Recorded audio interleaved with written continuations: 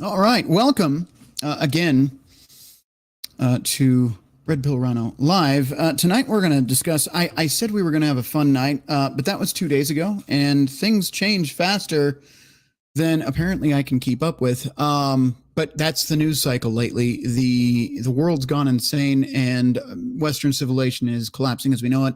Fear, doom, destruction, and chaos coming to a town near you soon, I guess. But no, there are some serious topics to discuss tonight.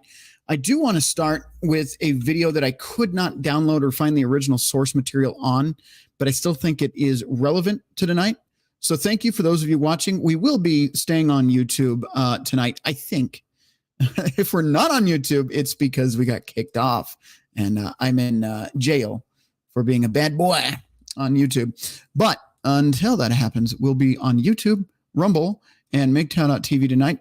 I will be reading all your chats going forward until further notice. I think at some point we will switch to super chats only. But for now, if you chat, I'll read them. YouTube, you guys chat a lot. So I'll do my best, but if I miss a few of you, please be kind. Anyway, this video here, let me see if I can bring it up. I'm going to present screen. This is actually sent to me by a friend of mine who has been watching my shows recently. I've known him like years ago, and we reconnected lately, and he's been watching my content and likes it. And he sent me this today, which it really speaks for itself. So what I'm going to do is I'm going to share the screen. You'll see it here. Okay. And I'm going to refresh it so that it plays correctly, because it likes to do the thing where it doesn't play correctly. Let's see. Nope, still not playing correctly. Unmute. Let's go to Ukraine and protect democracy. Donald Trump's a threat to democracy. Democracy. I realize there's something really wrong here. The bottom line is they're using the language to subvert you, to mock you, as they steal your liberties and your freedoms. This is what it's always been about right here. A constitutional republic, not a democracy. The ideal of a democracy is universal equality. The ideal of a constitutional republic is individual liberty. A democracy always degenerates into dictatorship, which promises government-guaranteed equality and security, but it delivers nothing but poverty and serfdom for the people it robs and rules. America was founded as a constitutional republic to safeguard the liberties of the people against the tyranny of democracy or of one-man dictatorship. In this century, great strides have been made toward the goal of subverting our republic into a democracy. The foremost tactic of the subverters is subversion of language. So what I want to do really quick, I want to point this out to those of you watching, and I am going to actually call him out, not because I have a problem with him. I just have a problem with what he said today. Canadian Prepper had mentioned, and he was sarcastic. Now, I'll give him a break because he's from Kanakistan, and he might not understand a constitutional republic. But, see, I'm only seeing your chats. We'll get back to that. Anyway, he was talking about it being semantics. Democracy, constitutional republic. No, it is a very different thing. And that's exactly the point. They don't want you to understand the difference. Again, it is subversion of language. So we'll get back into this and finish it off. But I want you to understand, when people get upset, when it's the whole argument, it's a democracy. No, it's a constitutional republic. Well, actually, there are big differences. So that is important. So Canadian Prepper, if somebody wants to reach out to him and let him know, hey, we are a constitutional republic. This is not a democracy. It is not semantics. It's a big issue. Anyway, just my 2 cents. I still watch his stuff occasionally. He kind of does the fear porn stuff, but whatever. He's still a good dude. I just think he kind of missed the mark on that particular point. Let's move on. By calling America a democracy until people thoughtlessly accept and use the term, the totalitarians have obscured the real meaning of our principles of government. Do you guys remember back, 5 years ago, you started hearing the phrase all the time, we must protect our democracy, protect democracy. Let's go to Ukraine and protect democracy. Donald Trump's a threat to democracy. Democracy. I realize there's something really wrong here. The bottom line is they're using the language to subvert you, to mock you, as they steal your liberties and your freedoms. This is what it's always been about right here. A constitutional republic, not a democracy. Now, that all being said, we do have some heavy content to get into. I see it's a slow start in the chat this evening on YouTube, and that's probably because you're all watching on Rumble, and I haven't noticed it. Thank you guys that have moved over to Rumble or MGTOW.tv. I appreciate it. I think YouTube, quite frankly, is a dying platform, and they did that to themselves by censoring pretty much anything that's the truth anymore. Which why, again, if we are suddenly off air in the middle of the show here, please join us on Alt Tech. I have provided the links for that ahead of time in the community tab of this channel tonight. So if you lose us, tab on my channel, you'll see the link to both MGTOW and Rumble's episode. I did that for you guys, so I don't forget later, because sometimes I get caught up and I do space to put that in the chat. So that out of the way, we will roll intro and get into the show. Grab your beers, empty your bladders, and I will see you all on, if I can find it. Here we go. It's one of those days already. On the other side.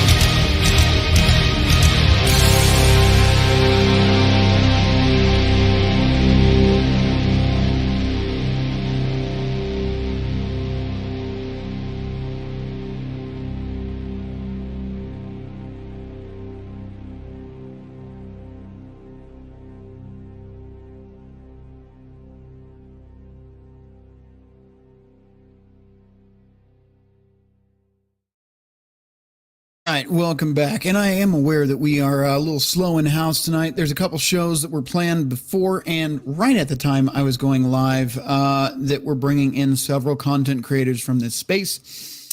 So I was prepared for that. I knew about that in advance, and anybody that's over there watching on those channels right now will probably catch us afterwards, which is fine.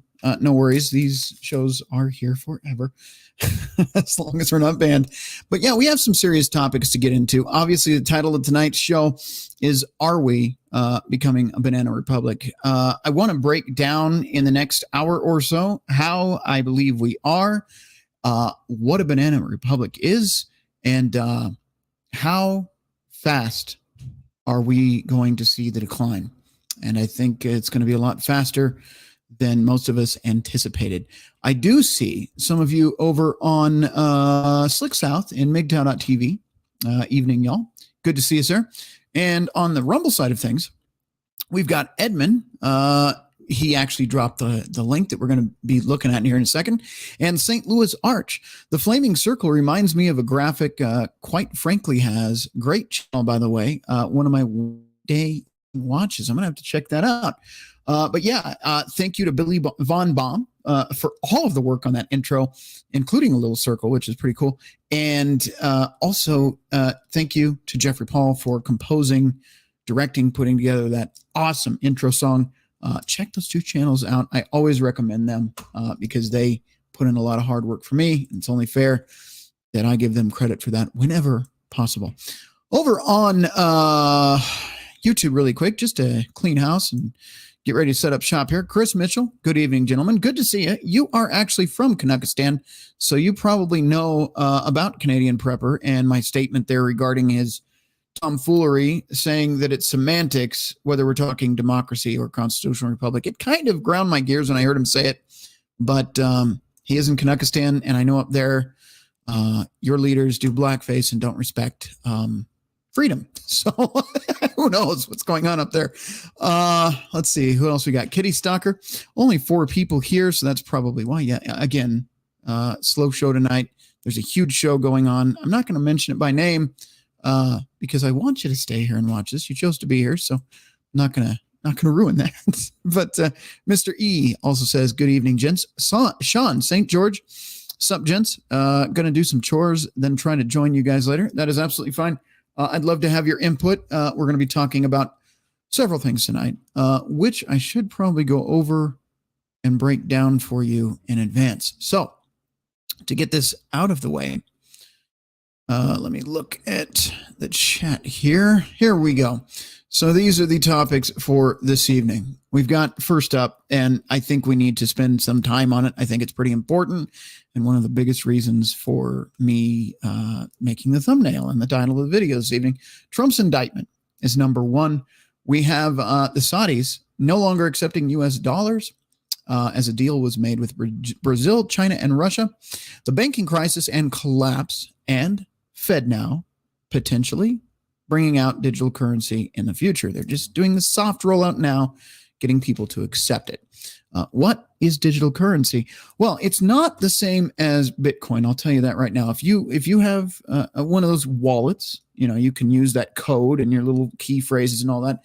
You can actually move your Bitcoin off of whatever website or whatever app you use for your cryptocurrencies. You can move it into a wallet. As a matter of fact, you can move it into a thumb drive, put it in your pocket. Technically, you still own it.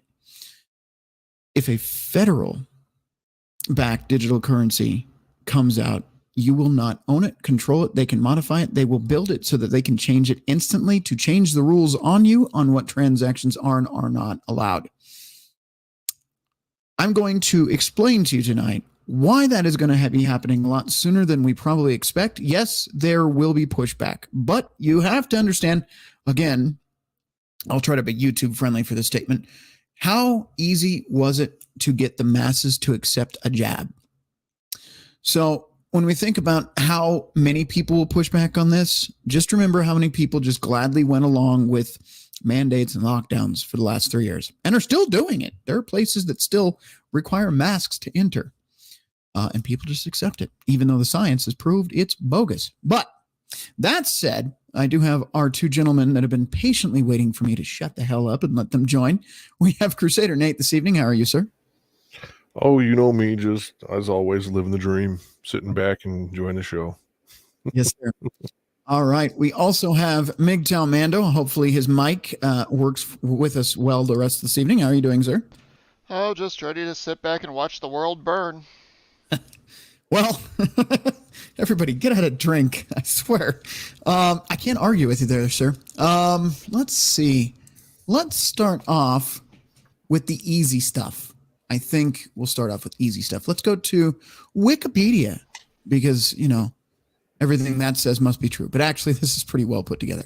Let me stop that screen and share this one for you. This is going to be Wikipedia. And what is a banana republic? Assuming I can find it here. There we go. There's too many tabs open right now. We have a lot to cover. So, Wikipedia. For those of you who can see this full screen, good. For those of you that can't, I will read. You're welcome to follow along. A banana republic is a politically unstable country whose economy depends on the export of one product in limited supply, such as in agricultural products like bananas or minerals. Now, that's the origin of this. But then again, when we talk about the United States and exporting of goods, manufacturing at least, and I did talk to Crusader before the show, we are simply not manufacturing anything in this country anymore. We're going to go further into that, and I did want his explanation on that as we get to that, because it's a critical point. We simply don't manufacture for the most part in this country. That's not to say we don't do any. I mean, I can still probably find a T-shirt made in America or a coffee. Actually, coffee mugs are hard to find made in America, believe it or not. But for the most part, we do not manufacture much anymore. Anyway, let's go on here. A banana republic has its social classes that are divided by wealth. Does that sound familiar? Interesting. Gold there. Did you know that in 1971, we actually, excuse me, we actually had a currency backed by gold? And after 1971, the gold standard was temporarily removed. At that point, Henry Kissinger came up with a brilliant idea to move oil and make the U.S. dollar the reserve currency for oil. For a brilliant plan. First, in the 1970s, that actually caused inflation because nobody wanted to back that dollar. Nobody wanted to roll it in oil. It was a very unpopular idea. Although the wealth of our nation over the last 50-some years has benefited from petroleum, from the exchange of U.S. dollars for oil. Ironically, a lot of countries are now pulling out of U.S. dollars for oil, and it's going to cause an inflation again, if not a full-on depression, which rolls into the Federal Reserve digital dollar, which is not a good thing. It sounds nice. No, it doesn't. I don't think a normal individual even trusts the government anymore at this point. But anyway, a banana republic has social classes that are divided by wealth. These include a large poor working class and a small ruling class elite. Ringing any bells? I hope you guys can see that on the screen. I don't know if you're watching on a phone. It might be hard, but made up by businessmen and politicians and the military. I don't even think the ruling class is military in our country. I really don't. It's pretty much politicians and businessmen, corporations, and lobbyists. The ruling class controls and exploits the country's economy. Characteristics of a banana republic. And this won't take long because we're going to go through this list and carry on from here. The way the phrase banana republic is used has evolved since it was introduced more than a century ago. It is no longer limited to countries in Central America or the tropics. Key characteristics of a republic in a modern world include widespread. I'm going to go through the checklist and you're just going to go, I'm going to go, with you. Widespread government corruption. Check. Tyrannical government. I'm about to prove my case on that. Check. Unstable government. Getting there. Civil unrest. Check. A coup. Attempts or insurgency. No, we haven't had that yet. Regardless of what those on the radical left might tell you, we have not had a coup or an insurrection yet. Okay?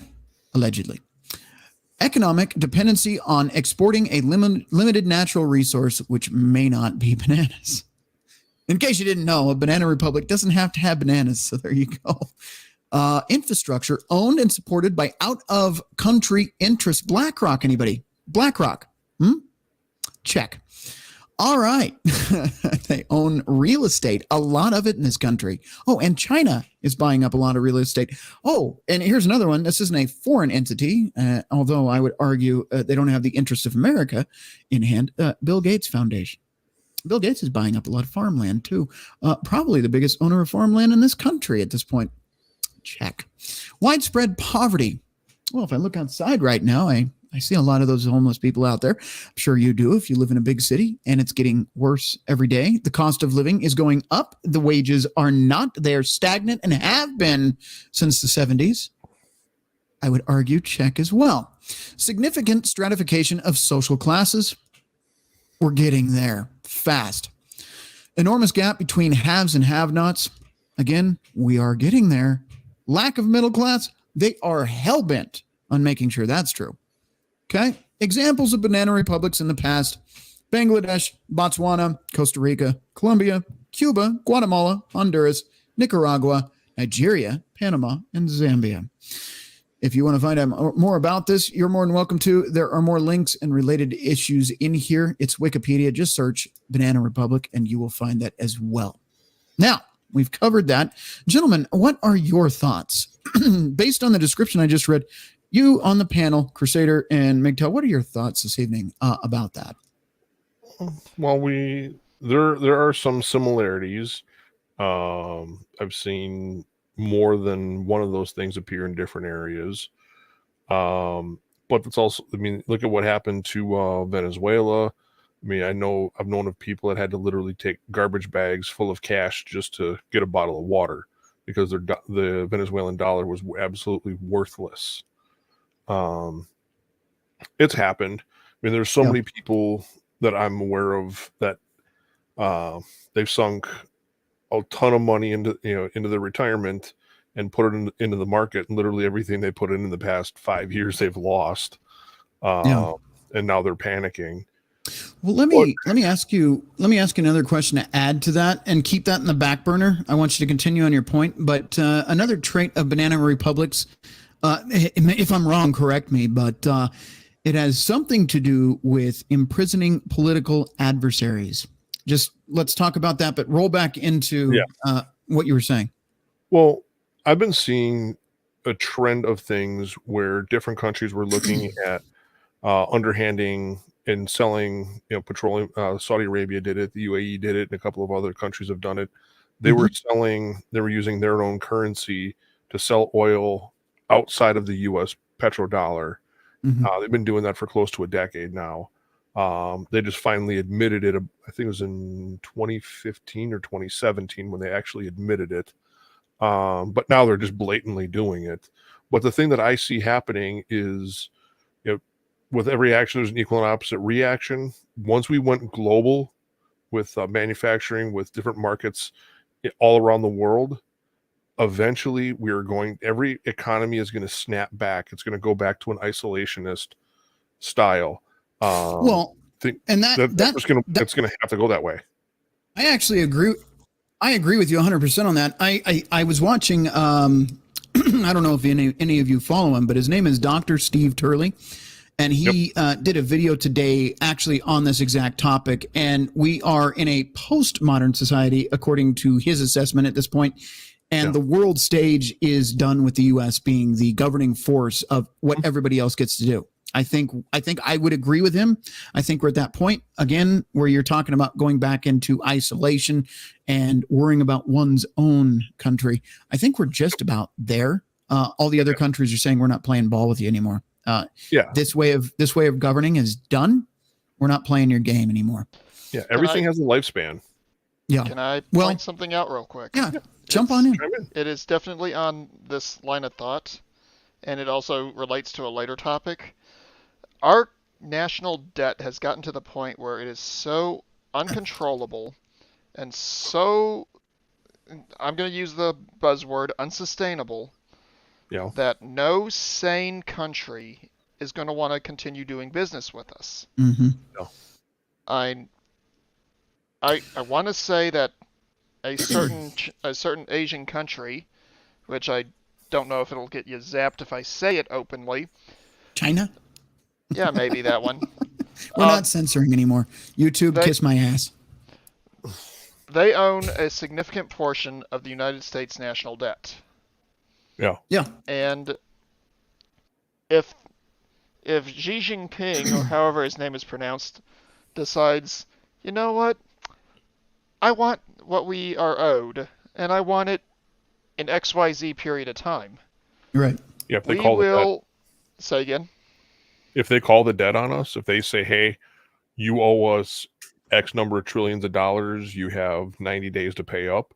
If they call that debt, it's over. Well, here's to add to that. Here's the biggest issue. They could all do that, and they're now all starting to work together. BRICS. We'll get into that here shortly as well. We made a big mistake, and let me explain this. I again cannot offer you financial or legal advice. I can only offer you the knowledge that I know and share with you.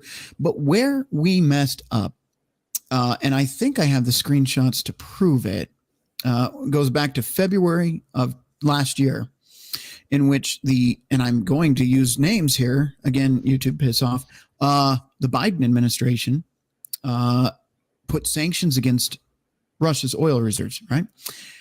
The problem with that is we just admitted to the world we don't follow the playbook. We will cheat anybody out of their money whenever we want to and screw entire nations out of oil reserves. And you know what? The whole world looked at us and went, oh, is that how it's going to be? Well, maybe we should stop using the dollar then. That was our mistake. That was a huge mistake. Now, I'm not saying the administration in charge right now is capable of doing anything but fucking this country up. Yeah, I said that. I'll say it again. I'm not stuttering. But Unlike that Joey Boy. That act right there set the ball into motion that goes along with all the other articles I have for you tonight. So, yeah, sanctions on Russia was a bad idea, bottom line. Your thoughts, gentlemen? Yeah, Mando, go ahead. No, the sanctions on Russia, that was one of the last, in my opinion, a last gasp of a dying God bless it, hegemony. Okay. Yeah. And the powers that be don't want to acknowledge the fact that due to our mismanagement and constant foul-ups, we no longer have the authority or the respect of the rest of the world. No. And what I see is going to end up happening is one of these days some random country is going to have something happen. They're going to come to the United States going, please help us. Yep. And the United States is going to go, sure. And when they do that, they're going to default on a payment to one of our entitlements. And when that happens, the folks who get that entitlement are going to absolutely lose their fecal matter over it. Yeah. Also, we do have Mr. E, and I did see your correction. We hold the world's precious metals reserve. We pay those debts in gold, then flood the markets with gold. Nixon was smarter than you think. I mean, I'm not going to debate with you on the intelligence of Nixon. All I know is removing the gold standard from our dollar made it a fiat currency. And quite frankly, we're now benefiting from how worthless that fiat currency is about to become. So there's that. It's just not a good situation right now. On that note, let's shift gears for just a minute because we do have a fairly hot topic to discuss. And I do want to start that off with something that our fellow Jimmy Bones might appreciate. But let me see if I can get it to work because that's always the issue lately. Chicken and waffles? Jimmy and waffles, yes. No waffles. No waffles here tonight. Pancakes only. But just wanted to point this one out here really quick. Trump campaign fundraiser of the month, Alvin Bragg. So there you go on that one. Now we'll jump right along here. Soon. Yeah. No, I'm fine. I'm fine with that. Hi, YouTube. Anyway, this is Carrie Lake. I know it's blurry. Bear with me. I was doing research on the fly today, and some of my shots did not come out in the resolution I wanted. So excuse me for that. Please forgive me. Carrie Lake, they just indicted Trump. Unfortunately for them, this will only make him stronger. I didn't think I could possibly support him more, but this political witch hunt only strengthens our resolve to fight. We've got your back, Mr. President. Moving right along, because yes, we are getting into the presidential indictment thing here. Carrie Lake also says, I don't know about you, but I have never supported Donald J. Trump more than I do at this moment. This one, I'm probably going to, I know you guys can't see it, but I'm going to get through it. Carrie Lake made a statement here. This is a dark moment in the history of our nation. The radical left and their weaponized criminal justice system has crossed all legal and ethical lines in an attempt to destroy the 45th and 47th bold president of the United States of America, Donald J. Trump. Jailing your political opponents based on frivolous, politically motivated accusations is something that you'd expect to see out of a third world dictatorship or banana republic. And it was said there as well. So there's just a little bit more supporting evidence coming from Carrie Lake. Yes. And now, after a relentless assault on our beloved United States Constitution and the institutional norms, the radical left has accelerated this country's decline into a broken system that allows for political persecution of anyone who threatens that status quo. January 6th, anybody? The only crime that Donald Trump committed was beating Hillary Clinton. All of this other garbage they've thrown at him is just theater, distraction from the original sin, which is, again, the election with Clinton. The American people watched the lawless Clinton dynasty defy the rule of law for over 2 decades, and they finally had a bellyful. Donald Trump was a palate cleanser. He did wonders to this country. He made America great again. Now, the crooked legal system is trying to deny the American people a chance of a second helping. Pretty solid statement there. And again, I apologize for it being blurry. This might be easier to read on smaller devices, ironically, than a big screen. Moving on. That's for you, Joe. Just want to sit there and absorb that one for a minute. See, certain political affiliation in this country, you can do anything and there be tons of evidence of dealings in China. And yet you don't get arrested for committing actual treason. Just saying. Yeah. If our show suddenly disappears tonight, please follow us over to Rumble or MGTOW.tv.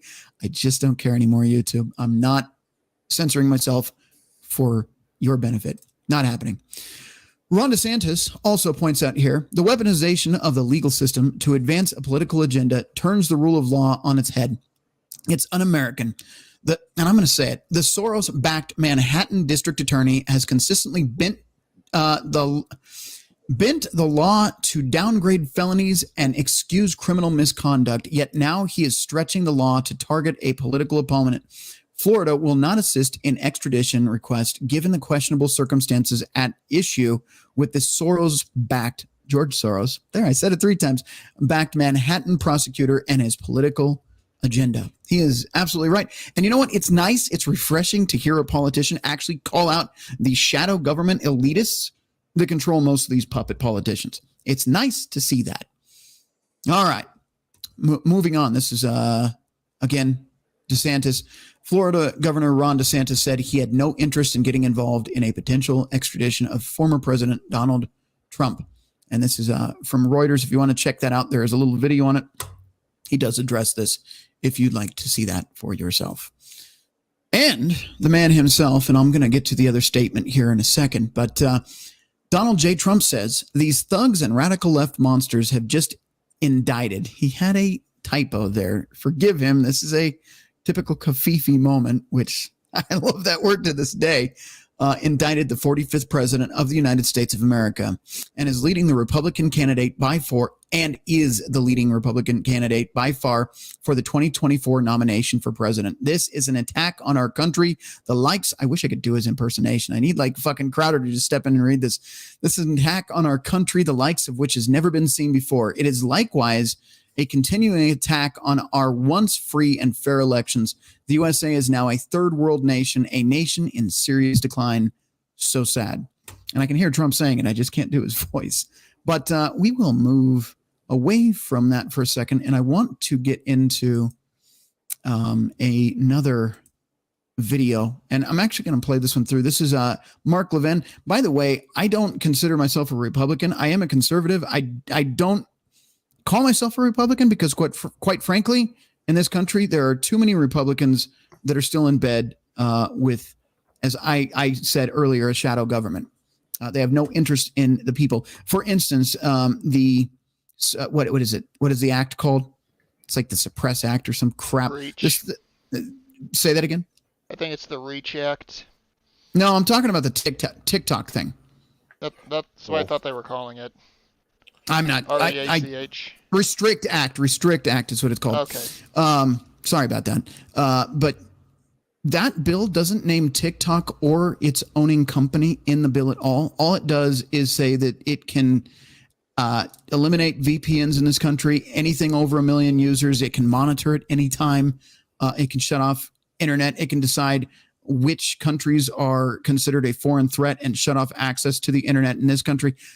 It's some stupid, scary stuff, man. It's Patriot Act 2.0. Again, signs of a banana republic. They are now controlling what you get to think, say, feel, and do if it's up to them.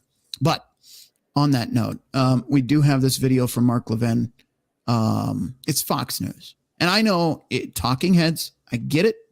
But he makes valid points, which is why I want to share it with you here tonight. Here we go.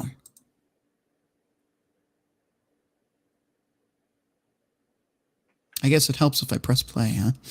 Great one, as is known from our friend Sean Hannity. Mark Levin joins us live. Mark, good morning to you. Good morning. I got two questions for you to start with, and I know you've got some comments prepared. But number one, do you think this will be televised if Donald Trump does go on trial in New York, because they don't necessarily have courtroom cameras? And also, do you think the former president will take the stand in his defense? You know, here's the deal. This isn't about the law. This isn't about publicity. This isn't about a headshot and fingerprints and all the rest. People need to understand, in my view, the broader picture here. 2 impeachments, a criminal investigation, 5 grand juries, a phony case that nobody would ever bring against anybody, another phony investigation in Georgia over the word find the votes, another 2 phony investigations in Washington, D.C.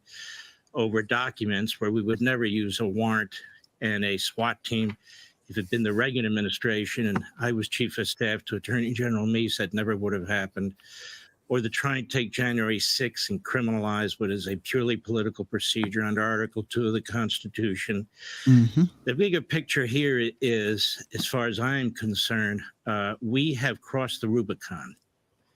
This is a tyranny now. Now, what am I talking about? We want to talk about the niceties of the law, the elements of the law. You can't prove that. It doesn't matter. The law here is dead. They're not using the law. Bragg is not being motivated by the law. Neither are any of these Soros prosecutors. They tell you every day what they're up to. They're up to not following the law.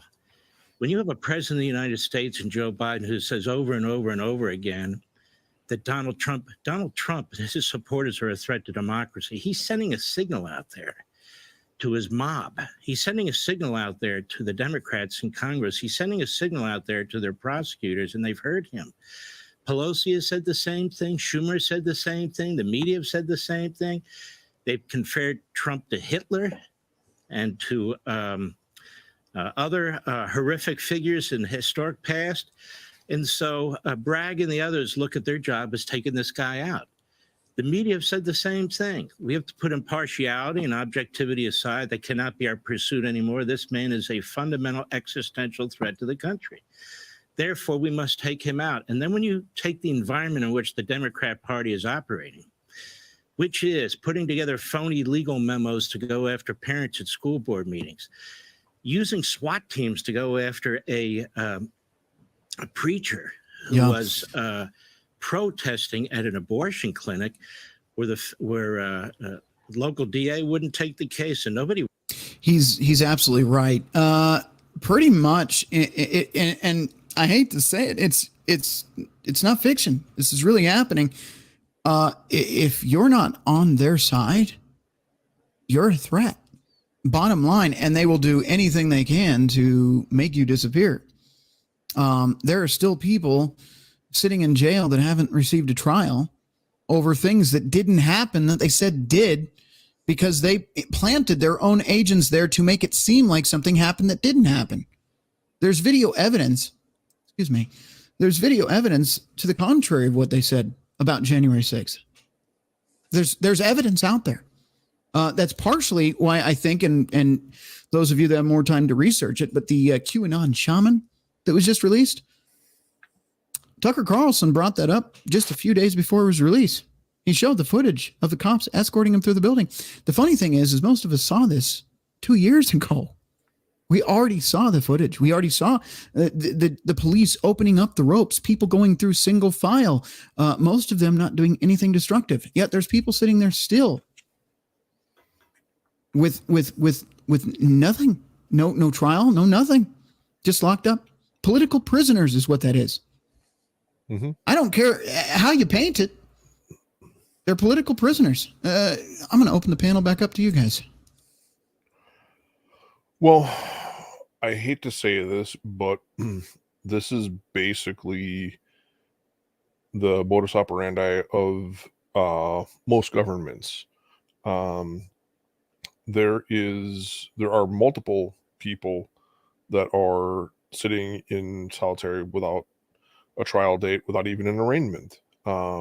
There have been people that have died at the hands of governments, especially the U.S. government. They've had hands in people's deaths. Not many people are aware of that. Oh yeah. I mean, let me pull up the date here. I believe it was October 14th.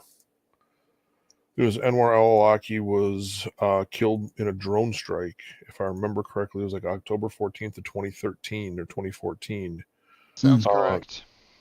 Granted, the individual was partaking in conflicts without a uniform, so to speak. Okay. But he was born in Denver, Colorado.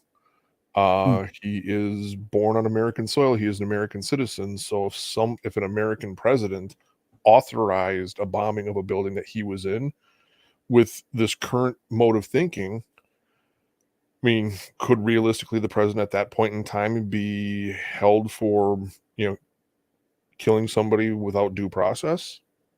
I mean, I've seen it multiple times where the DNC, the Democrat Party, will basically set a rule, set a standard, and then they get held to that standard. They literally set their own traps. I've been watching this happen for decades. Is this really the game that they want to start playing or continue to keep playing? Or are they going to do anything and everything they can do just to maintain and hold and control power for their own benefit? Right. That's a very dangerous road to travel. That's something you can never come back from. No. What do you think, Mando? I think you hit the target right on the bullseye there, Nate. Mm-hmm. The legal system in this country, yes, it's built on the basis of the laws that are on the books, but the stronger thing that goes into pretty much every legal decision that I've ever heard of is precedent. Yes. I'm just gonna use a off-the-wall hypothetical example here. A sitting U.S. senator hypothetically has a young lady in his vehicle, and it goes off the road into or over the bridge and into a river. Young lady is found deceased afterwards, and sitting U.S. senator is fine, if not a little bit tipsy when he's located. Yeah. Now, there's no precedent for holding a sitting U.S. senator to task in a legal setting. What do we do? Now, in a normal country, they would, or in a republic, they would go ahead and put the person on trial Right. and or create a new precedent. Yeah. Yes. The way our country is being run, if that particular senator has a R after his name, the book's going to get thrown at him.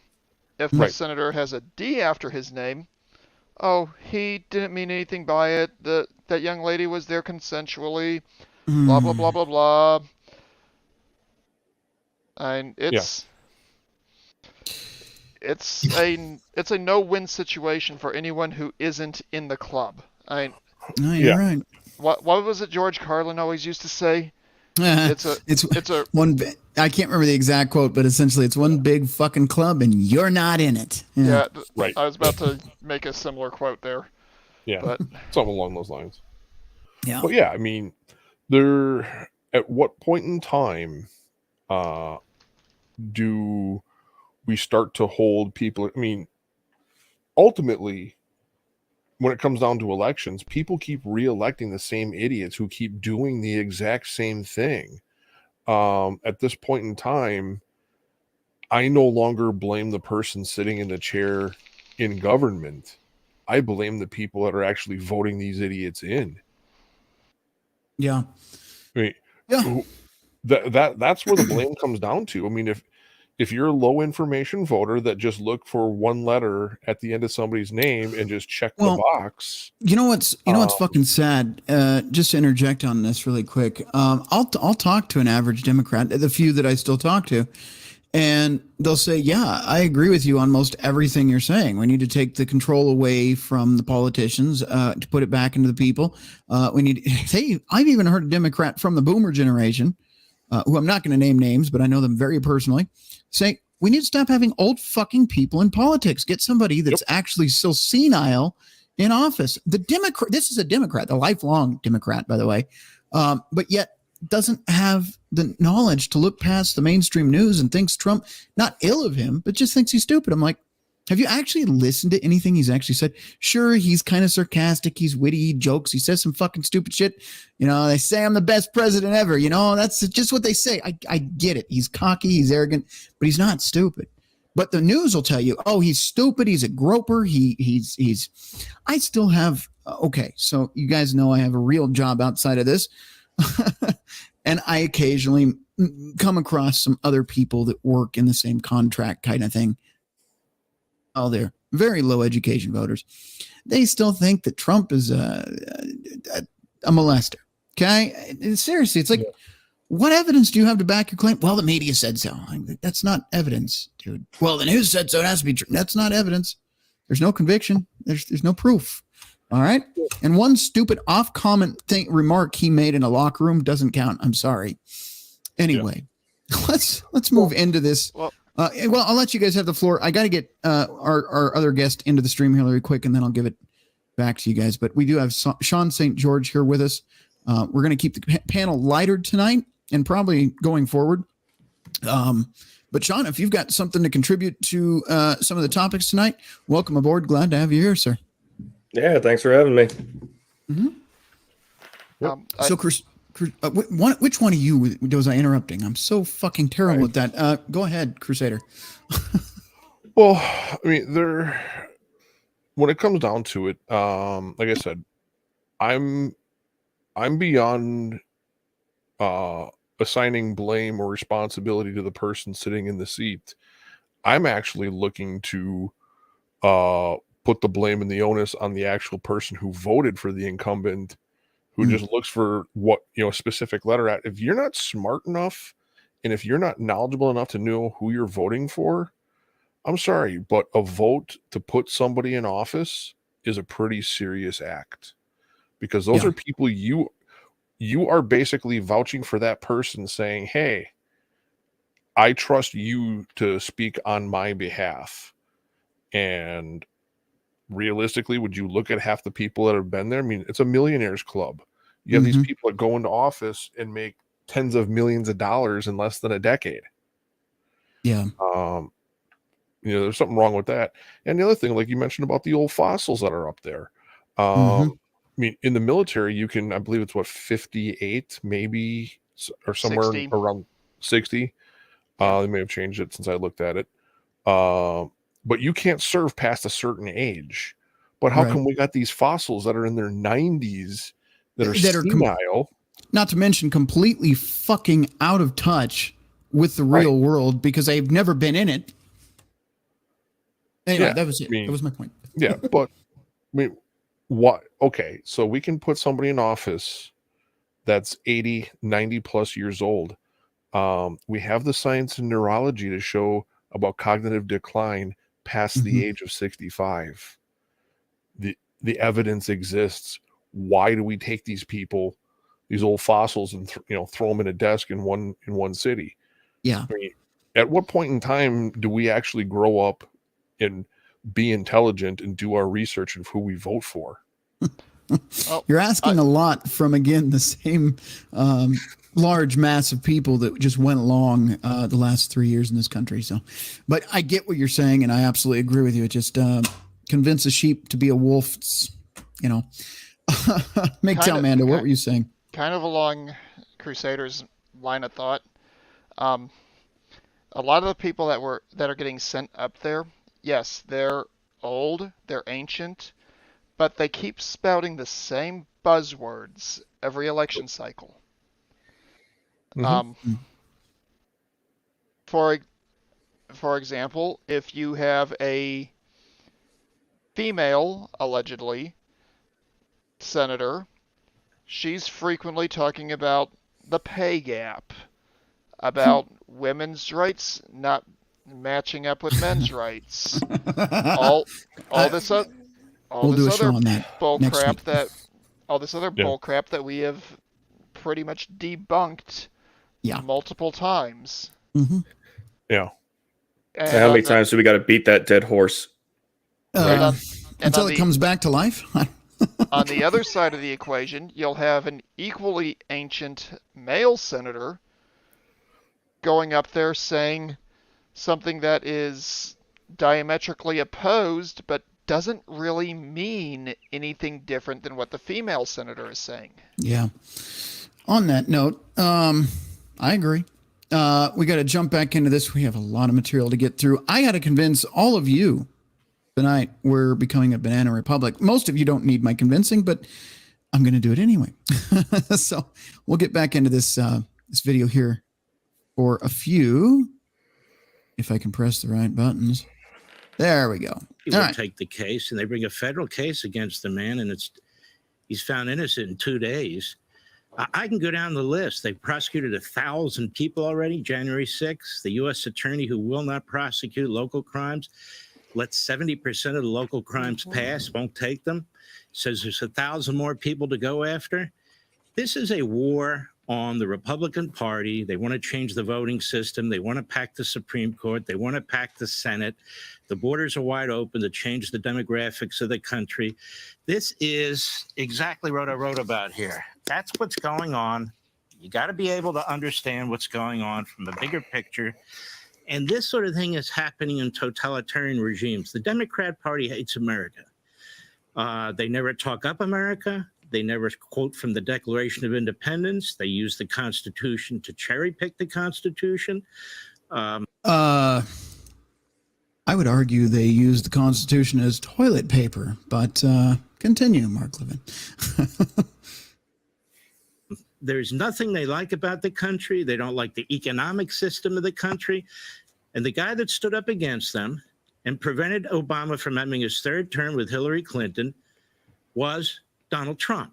And Donald Trump understands this. He's not a Chris Christie type. He's not a Larry Hogan type. He's not a Chris Sununu type.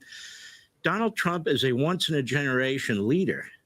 I don't care about all the static. He's a once-in-a-generation leader who actually sees what's going on, not because he's an ideologue, he's not, but because he's a businessman who looks at things like the rest of us look at things.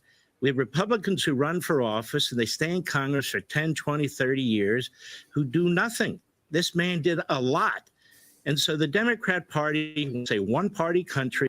I really like how he pointed that out. There's not, and again, I know a lot of you are wary of talking heads, and I understand. But he's willing to point out that most of these Republicans are fucking worthless too.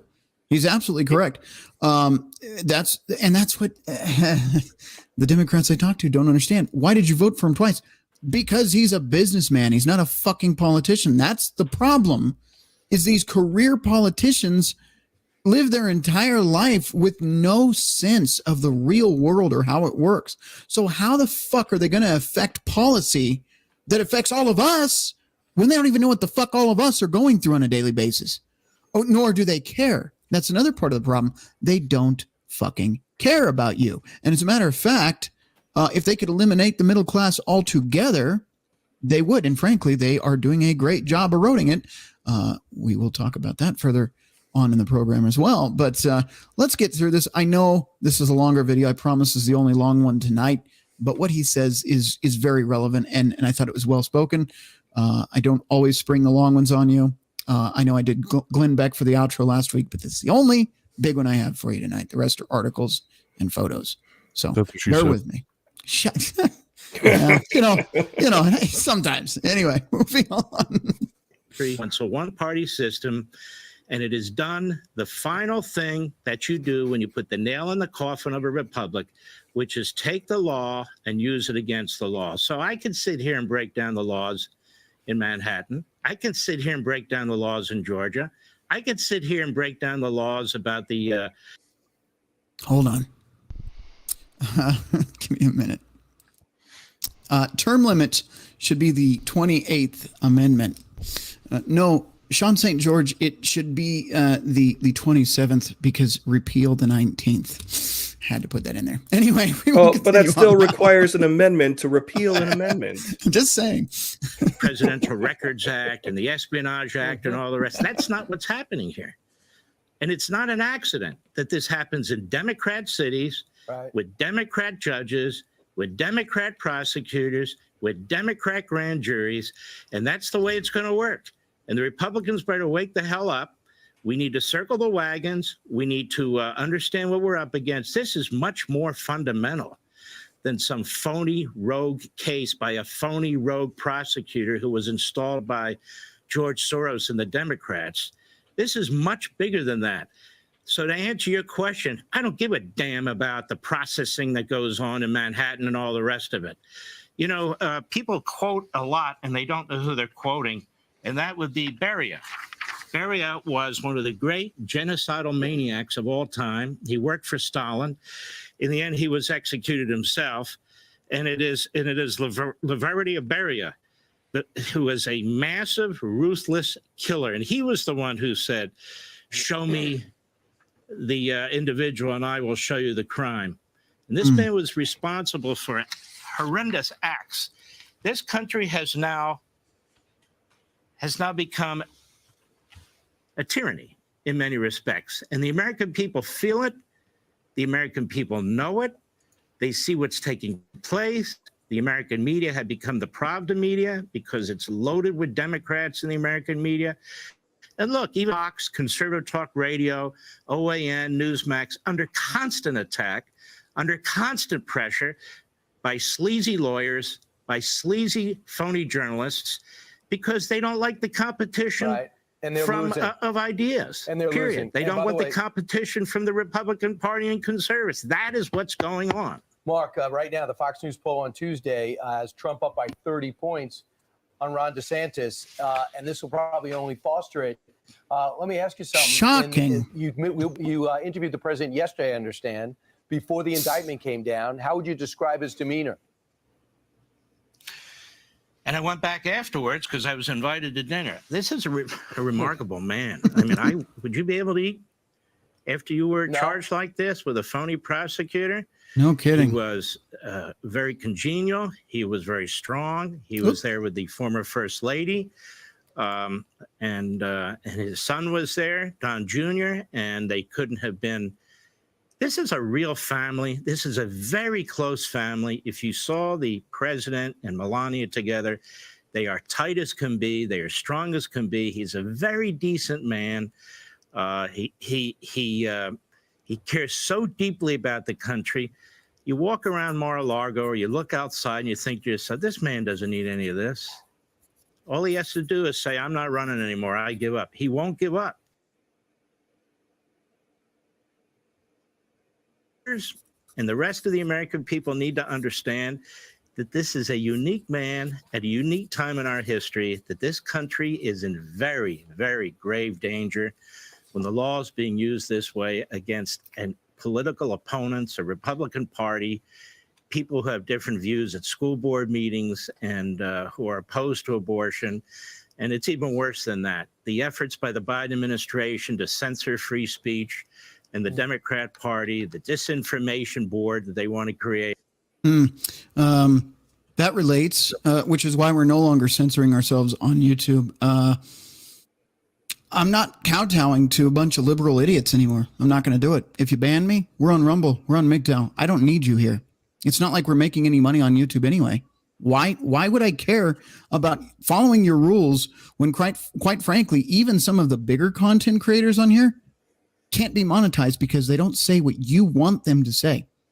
Crowder hasn't been monetized for years on YouTube. What is the point? What is the point? Why am I going to sit here and worry about my subscriber count and if I'm monetized and what I can say and what words I have to use? And can I say this word or do I have to say that word instead? We're not children. None of us here are. No. At least I don't think so. And as a matter of fact, I have to put in YouTube that there are no children that should be watching my content. I have to put that in for legal reasons now in this country, by the way. So we know children aren't watching this legally. I mean, I guess they could make an account and do it anyway, but they shouldn't be. But we have to talk like fucking infants and skirt around words because heaven forbid we just tell the truth and talk about the issues and be honest about things.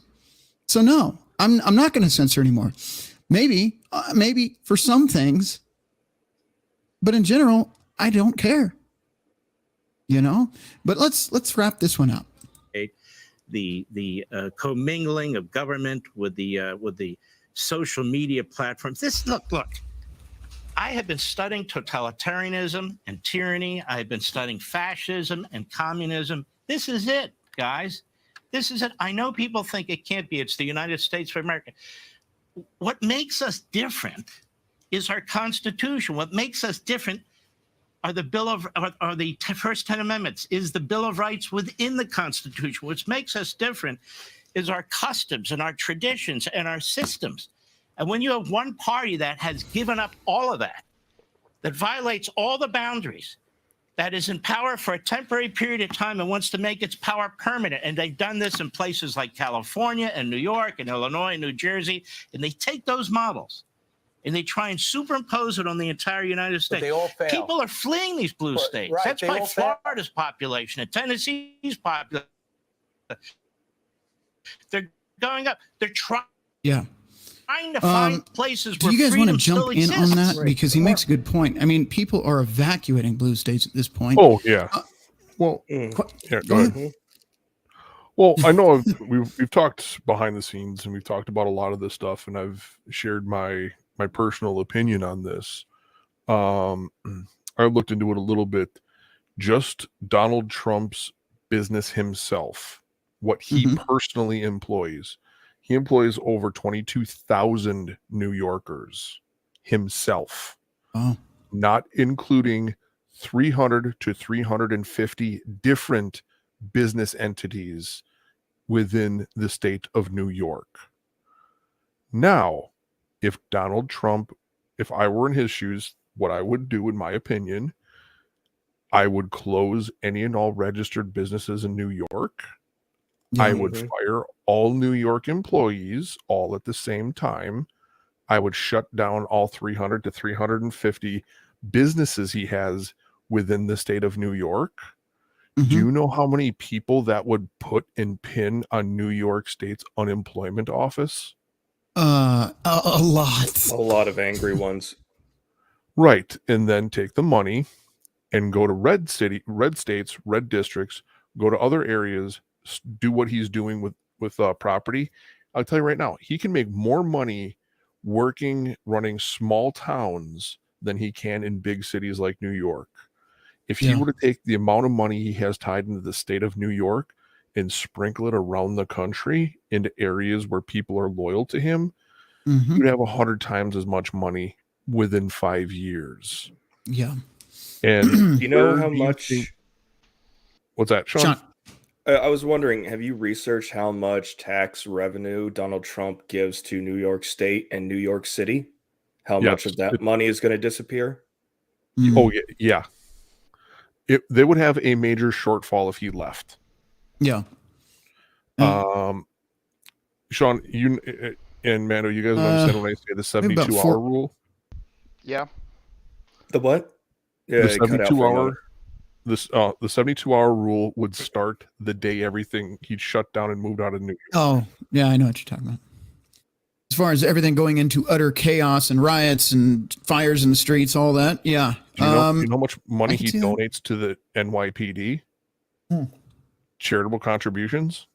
Ooh, that too. I forgot. He's a very charitable person with his wealth. He is. Yes, he is. The New York Fire Department, New York Police Department, the money he put into the New York Library for them to buy books and computers and everything else. If he pulled up stakes and left the state of New York, I would give it probably 72 hours before it started to look like San Francisco, if not worse. I'd say 72 hours is probably being generous. Oh, yeah. Yeah.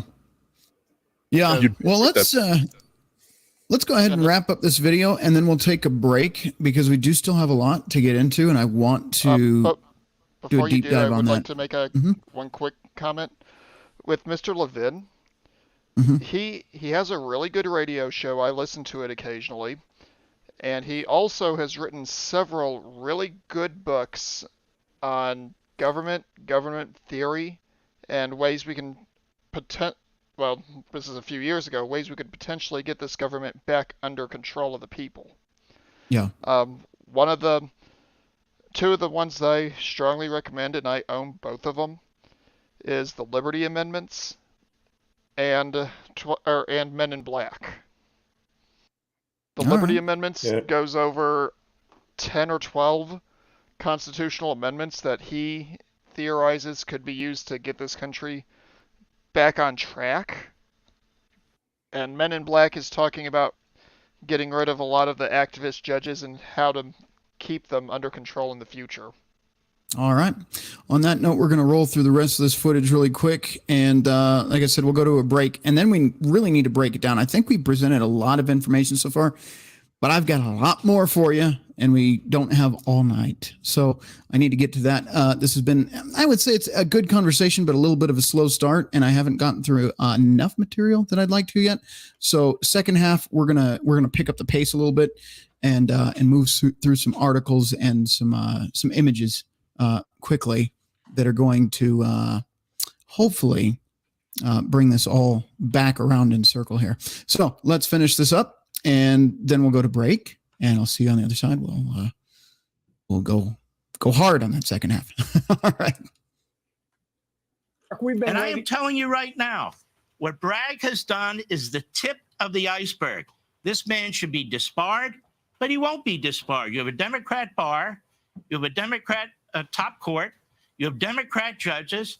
The whole system is fixed. Mark, we just got some news, and the president was walking to, was it Air Force One or was it the helicopter? Marine One. And we talked to Peter Doocy an hour ago, and he said we're all going to be asking questions to him. So a reporter says, Mr. President, do you think, it was Fox, yeah, Mr. President, do you think the charges against Trump were politically motivated? And he said, I have no comment on Trump. To be expected?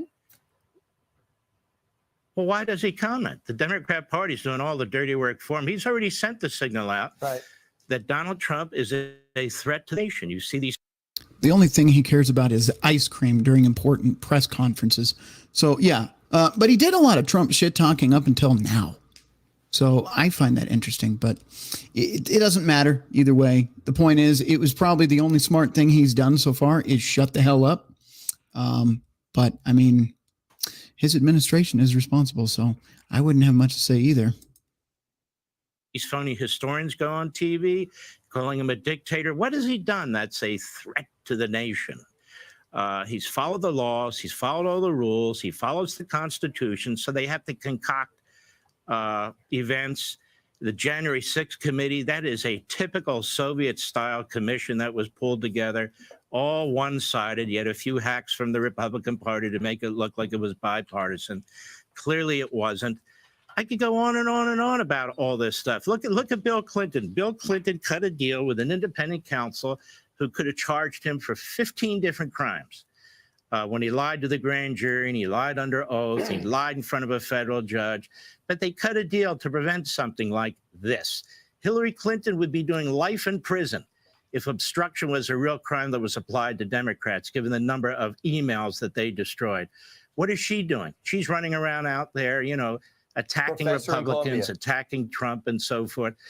Joe Biden. The idea that Joe Biden, a man who took money for the communist Chinese, I don't care if it was laundered through his son or not, that family got over $30 million in communist Chinese money, according to Peter Schweitzer's excellent research. They set him up in Washington, D.C. in a phony think tank where he made $900,000 a year. 2 years, the guy makes $17 million. He's been in the Senate his entire life. He can't put 7 words together, and he's paid for speeches. And there it is. That's what we're talking about, lifetime politicians. There it was right there. We all know what's going on here. This is corruption through and through, and that's the way it works. Democrats are immunized by the FBI, by an attorney general who is a lapdog to this president. They have their U.S. attorneys in place. They dragged this guy, Jack Smith, back from The Hague, who was humiliated by the U.S. Supreme Court in one case in a unanimous decision that threw out one of his cases, and humiliated by a jury in North Carolina when he went after John Edwards. That's the guy you pick? No, he's a mad dog. He's a rogue prosecutor. Democrat DA in Atlanta, Democrat radical left-wing kook in Manhattan. And we're sitting here debating the law, which isn't even the law. Right. And it's not the law. Federal law doesn't apply. Right. Everybody knows that. Well, we'll the see. Federal law does not apply. And we'll see. Period. The state law violates the statute of limitations. Period. And we will. It is 2 years past the statute of limitations. For those of you that don't know, he's absolutely correct. And I actually like that he shut those fucks up for a minute so he could make his point. What they're doing is illegal. Now, they have, and again, we can talk about this on the second half. I do need to rush through content on the second half so that you get the whole purpose of this video tonight. We've talked about Trump. Obviously, imprisoning political adversaries is a sign of a banana republic. I think we've established that. I do have a few more things I want to show you regarding that. But I think from this point, Mark Levin spoke quite well on that subject. It's absolutely unconstitutional what they're doing. They're not using the law. This is more pitchforks at a witch hunt is what this is. 34 counts on the indictment. It's still sealed. It's not public yet. We don't know what the 34 counts are. Before we go any further on that, I do have some information regarding that. But what do you guys think as far as this whole case? What are your feelings? I want to hear from all three of you, starting with Crusader. What are your thoughts on this whole thing? Maybe we already kind of know why. Heaven forbid they have an opposing politician. But do you even feel that this is going to go anywhere? As far as I'm concerned, even if this does make it to court, it's not going to happen until after the election. So This is all just a fucking joke. But you guys, what's your say? Well, I don't know. The more and more since 2015, I'm just basically I'm started to give him the moniker of the Teflon Don. I mean, they've tried to get this guy on how many different things. It's, you know what? Every time I see them go on TV, this reminds me of Boss Hogg and Roscoe. Oh, we're going to get you this time. Oh, we're going to get you this time. Come on. How many? It's like the Roadrunner and Coyote. I mean, how many times does a coyote have to just, stick himself into a wall or off a cliff? I mean, he's just not going to do it. He's the Teflon Don, really. They've gone after him how many times? I came prepared. We have a list in front of you right now. Tracking Trump's legal entanglements 2020 election down here, Fulton County DOJ investigation, national security, Mar-a-Lago investigation. That was a unconstitutional raid. You have Trump's finances, Manhattan DA and the NY State AG, and pending individual lawsuits. All of these have failed. This one is current. Everything else you see here. Well, let's count that. 1, 2, 3, 4, 5, 6, 7, 8, 9. 9 times. 9 times. Let's reevaluate and reassess here. 9 times.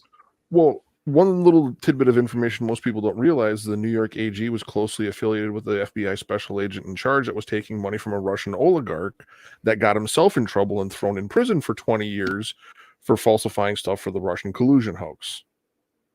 Oh yeah. Everybody forgot about that, huh? Mm-hmm. Yeah. But hey, we'll get him this time. Yeah, every time we'll get him this time. Maybe better luck next time. Sean, what are your thoughts on this whole situation? It just seems like we've thrown out the rule of law in this country. I don't disagree with you on that. Like, I think it was Levine who said it, that they're either cherry picking or they are either rewording what the Constitution originally said. But a lot of it reminds me of, like, the Independence Theater speech comes to mind. They couldn't scare us then, so now they have to escalate their strategy into something more direct instead of indirect.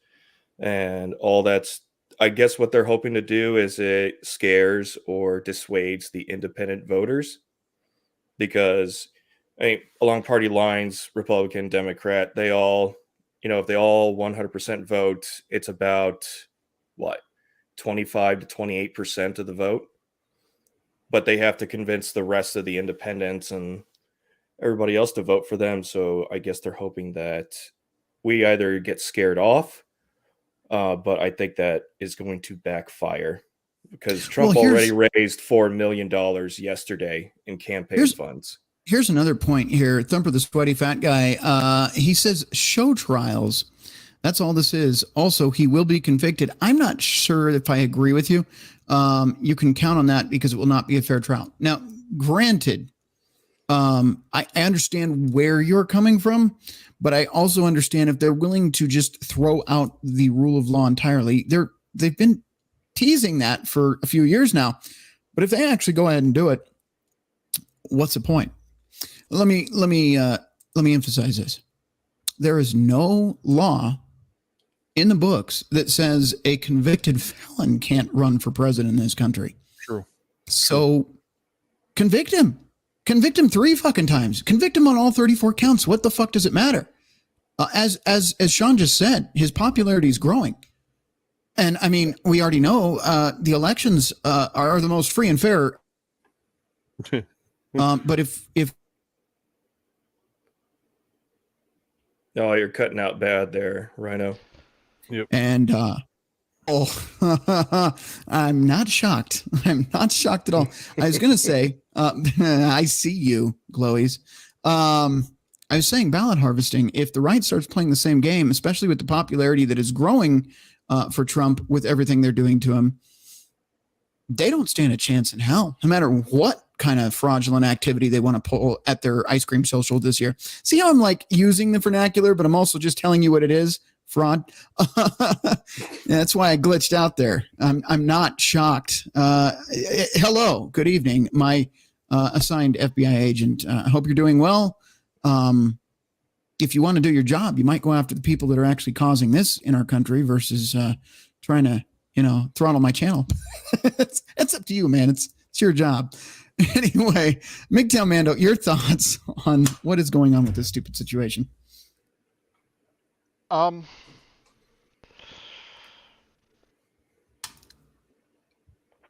don't know how to put this in a concise enough way, so forgive me. I might be a little scatterbrained. We have failed as a country in multiple different ways. We have allowed for things that the founding fathers would have literally lost their minds over.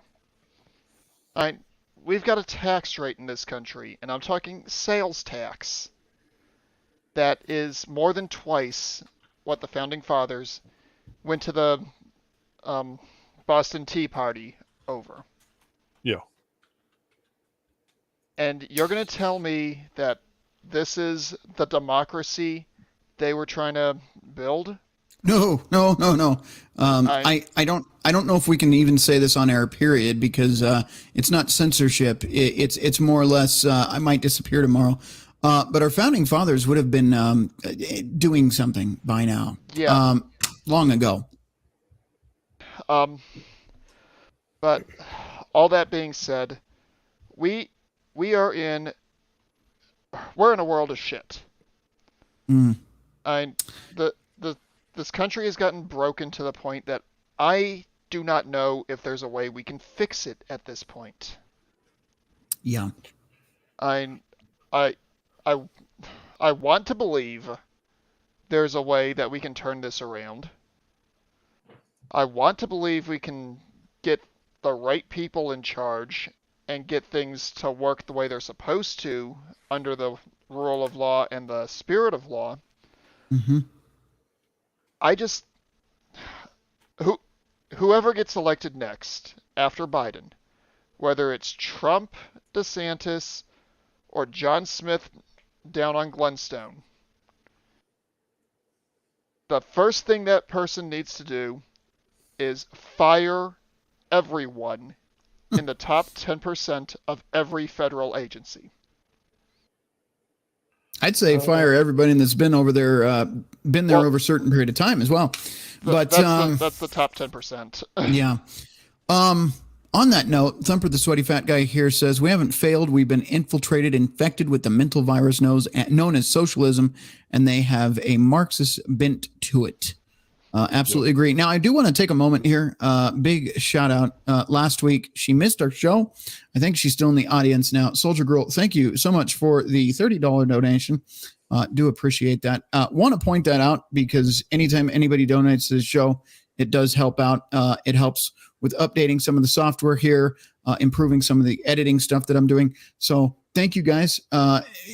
It pays to keep the lights on too. So, and it pays to keep the internet connected. So thank you all so much that donate so that we can continue to do the show with lights on. I mean, I can do it in the dark. Let's see if we can do it in the dark. Nope. That just changed the color. There.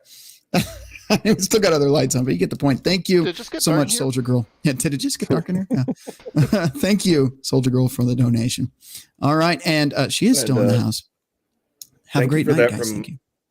Yeah, thank you for that reminder, because spreading a little bit around this weekend, starting with Pop last night, you're next up. So I appreciate it. Thank you. Yeah, I do need to get with you after this is over with. I do have a couple of questions for you that are not for public consumption. We can talk about that after the show for sure. On that note, I think we'll go to a break and come back. We're at the hour 23 mark. So, and this is, like I said, we were going to do a fun show Friday and all, but there's things just keep happening in this country every day. It's like, I have to talk about them. I do. I don't know. In the chat, what do you want to see tonight for the break? Do you want to see the retirement home, the Cougar Academy? Do you want to see the regular old-fashioned deep fake pee break with the music? Do you want to see the caught on a hot mic about, loving cougars? Or do you want to see the rhino in the retirement home for the break this evening? It is up to you in the chat. I'll give you a few seconds to decide. All right. We're going to see if that rolls in really quick. And while I wait for that, I'll pop this on the screen. Hot mic. Okay. Latest. Oh my God, everything's freezing on me now. That's interesting. This is the latest bullshit that they're trying to pull. Let me actually full screen it since it's kind of hard to see there. But meanwhile, it also emerged on Thursday. New York prosecutors were looking to charge Trump over a $150,000 payment made to another former Playboy model, Karen McDougal. You see, they just keep pulling these faces out of nowhere. to try to stick something to him. So there is that. Looks like the hot mic is winning. So, But before we go we'll to do break, the can hot I ask mic a break. question? No, go ahead. True or false? Back in the 80s and 90s, wasn't Trump registered as a Democrat? Yeah, that's what I remember. Huh? So All right. could this vitriolic hatred not just be because of the fact that he jumped in the pool and broke their toys, but because he sees them, but because they see him as the most vile and base of traitors? Yeah, their cash cow left for the other side. Yeah, he's not their cash cow. They want the money There back. you go. All right. On that note, we're going to go to a hot mic. I got caught on with Jimmy during Pop's show a few weeks ago. I still am regretting letting certain people on my show. But anyway, we'll play the break. Fill up your beers, empty your bladders, go get some peanuts, whatever the fuck. Don't put ketchup on a fucking steak. I saw that in the comments. That's disgusting. Steak is made to be, at worst, medium rare, preferably rare, with seasoning. Okay? Maybe some garlic butter. No fucking ketchup, you degenerates. Let's get out of here. I'll be right back. Billy Von Baum here with Project Von Bomitos. We have some late-breaking news on a story we've been following for months now. It seems lies have been told, and we have the secret tape caught on a hot mic from last Tuesday's show to prove things aren't always as they seem. Let's roll the tape. We'll hit the head for about 2 minutes, and then we'll hit some super chats. All right. All right, hit it. You know what I want to talk about, Jimmy? Cougars, and not the kind made by Mercury. But I thought you weren't into cougars, Rhino. What gives? Jimmy, dating an older woman can bring a lot of maturity and stability to a relationship. Oh, wow, I had no idea. Tell me more. Jimmy, older women have lived more and have more life experience, which can make them great lovers. They can share their wisdom and help guide their younger partners through life. And let's not forget about the physical aspect of the relationship. Older women often know what they want in the bedroom and are confident in their sexuality, which can lead to a more satisfying, intimate experience for both partners. Wow, I had no idea, Rhino. Tell me more. Jimmy, being with a woman in her 70s is an experience. I wrote a poem about it. Let me read it to you. Sure, I would love to hear it. A love that grows with each passing year, a bond that's strong and ever so dear. She brings me joy, she brings me peace. Her gentle smile is all I need to release. She's wise and kind with eyes so bright. Her laughter is music that fills the night. Her touch is warm, her heart so true. I'm in love with a woman who's 70. Her wrinkles tell the story of her life, a journey filled with joy, love, and strife. She's seen the world, she's learned so much. Her presence is a comfort, a gentle touch. I cherish each moment that we share. Her love is like a warm and cozy chair. She's my friend, my partner, my guide.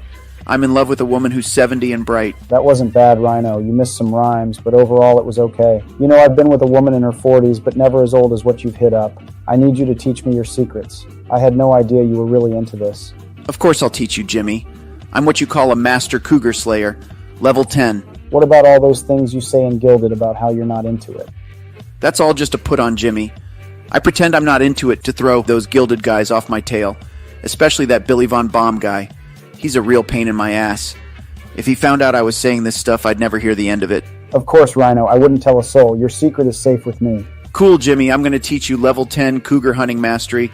Oh, and if anyone overhears this conversation, I'm just going to totally deny it. I'll say something like, Billy Von Baum made a deep fake. That's really not me saying those things. Okay, the pee break is almost over, and here comes Pop. Our secret Jimmy, remember? I'll never tell a soul, Rhino. Welcome back to the show.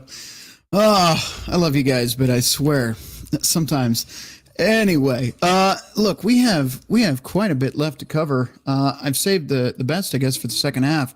Let's just jump right in, shall we? Over here, we have an image from Reuters. Manhattan DA Alvin Bragg has been widely criticized for his handling of the case. Many say it has no legs and is driven by his own political hatred of Trump. Gee, you fucking think? And that's from Reuters. So, yeah, you're not winning over too many people here. Some background on Cohen, by the way. This is in regards to a witness to this indictment Let's see if he is a credible witness. All right. He pleaded guilty to 9 federal crimes, including tax fraud, lying to Congress, and campaign finance violations for helping pay off 2 women who threatened to go public with past alleged affairs with Trump just before the 2016 election. The 2 women in question, Stormy Daniels and the other Playboy chick we just brought up. Trump was indicted on more than 30 counts of related. They know that we don't, because 34 counts from what I understand, but they're not released yet. We don't know what's in them yet. The Manhattan district attorneys, and what I think they're doing, this is my opinion. If you've ever heard of stacking charges, it's something the prosecutors love doing. Like, let's say you go to court and you committed what you thought was a crime, but you walk into court and you're facing 10 charges, and each one of those they can run consecutively or concurrently if you're found guilty, depending on how they're feeling that day. But the bottom line is they do that so that something will stick, or so they can plea bargain you into admitting to something for a lesser charge. I think that's unconstitutional, quite frankly. But the courts in this system in this country have run rampant for a long time getting away with that. 30 counts, it maybe realistically 2, but they're going to break each one of those charges into other pieces and then other pieces, and that's how you get 30 or 34, as I understand. Anyway, moving on. The Manhattan District Attorney's Office has been investigating the former president in connection with his alleged role in hush money payment scheme. Earlier Thursday, when asked by CNN's Wolf Blitzer whether Cohen's payments to silence women who claimed affairs with Donald Trump were a crime, former Vice President Mike Pence said the self-described fixer went to jail for lying to Congress. Interesting, Mike Pence is actually saying anything. But yeah, lying to Congress. But yet he's a credible witness for this crime. I don't fucking think so. Crusader, I want your take on this, because we talked about this before the show, and I want you to jump in on the floor on this one, sir. The floor is yours. Oh, well, it kind of caught me off guard there. The Michael Cohen, his whole situation. I mean, Cohen faced what? I think it was like 8 or 9 different federal charges. Correct. Dude has lied repeatedly on the stand. I mean, and you're going to call him a credible witness? Yeah, that's like saying I'm going to trust what the news networks tell me because they're always right the first time. How many times do we see news networks get it wrong right away? They never have all the details. They're more concerned with being the first one with the story. Whether or not it's accurate or not is a different story. And let me understand this correctly. Michael Cohen represented Trump at one point? Yes. He was a lawyer that represented Trump as a kind of a fixer. He was a kind of a guy that he was kind of the dirty, scummy lawyer of lawyers. He was the dude that would handle cases like unemployment, or he would handle cases where with contractors. He would do a lot of the bottom feeder, scraping up wood chips, bottom of the barrel, even digging into the dirt below the barrel kind of stuff. Now, let me ask you this. Was and I might be mistaken, but did Trump, did he fire him at some point? I believe he did. I don't remember or recall exactly when and for what. Okay. But yeah, Cohen was basically, he made politicians look nice, squeaky clean, and publicly presentable. Dude was pretty much the bottom feeder of bottom feeders of bottom feeders. And now he's going to be a trusted witness. Okay. Right. It's like, are you really going to go with this guy as your star witness? Yeah. I got a snake that wants to sell some venom to you, sir. If you're willing to do that, I have some oceanfront property in Arizona. Yeah. Let it go dirt cheap. Just let me know. Yeah. Exactly. That stance. All right. Let's jump into this next one really quick then. We have Robert Costa here. Again, if this is small, I'll just full screen it. My ugly mug doesn't need to be on screen anyway. There you go. Robert Costa. This is a tweet, one of Jimmy's favorite things in his abusive relationship with Twitter. Sources familiar with the investigation tell CBS Tonight that Bragg has some documents that have been uncovered during the probe but are not yet known to the public or been reported. Both financial records and communications between key figures. We will use these as well as testimony. Okay, that's great. But again, my understanding is that the first thing they tried to indict him on, the hush money, a federal judge wouldn't sign off on. And quite frankly, again, statute of limitations is a thing, and it expired 2 years ago at 5 years. Yeah. It is now 7 years into this. That's probably what some of the additional charges are, is to extend that statute of limitation. Well, and also the predecessor to Bragg in the DA's office looked at everything and basically said, I can't even make this work. He was bumped out. Bragg took over the office, and Bragg is basically gonna, this is gonna be his hill to do his thing on, so to speak. Did he also lose a good chunk of his staff because he was attempting not to prosecute? Yeah, there were no. I'm no lawyer, but this definitely would fall under some malicious prosecution for sure, as far as I'm aware of. Yeah, that's putting it lightly.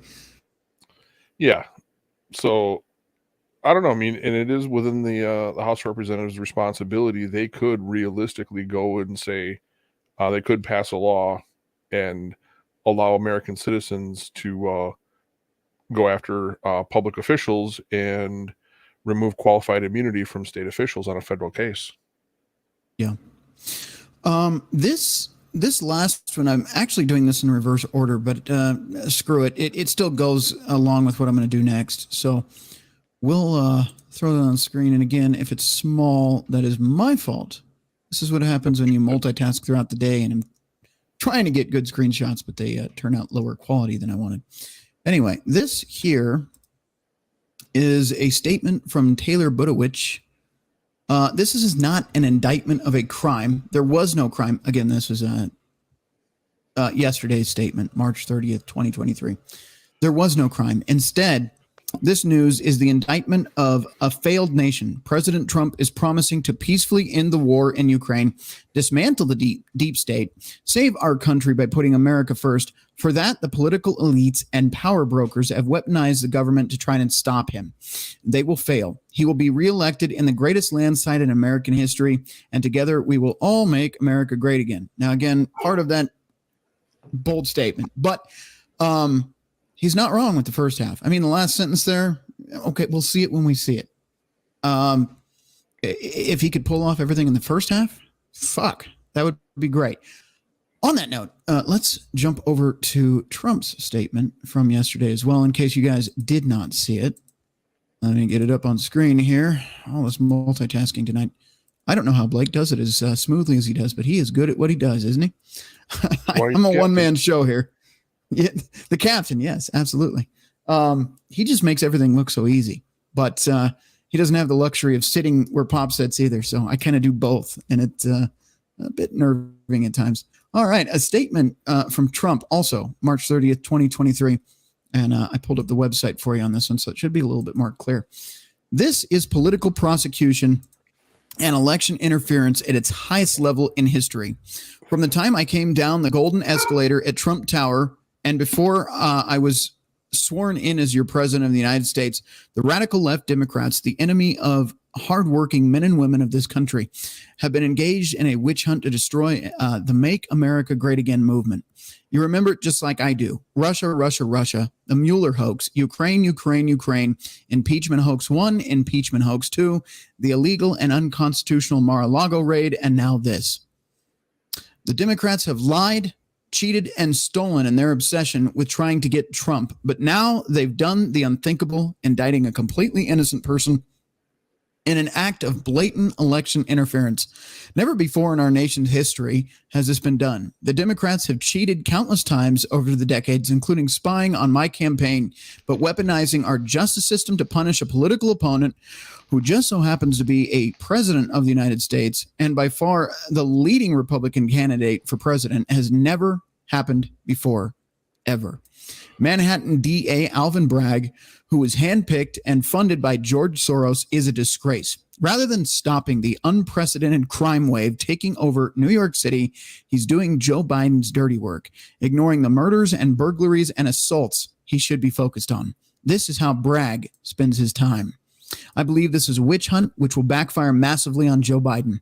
The American people realize exactly what the radical left Democrats are doing.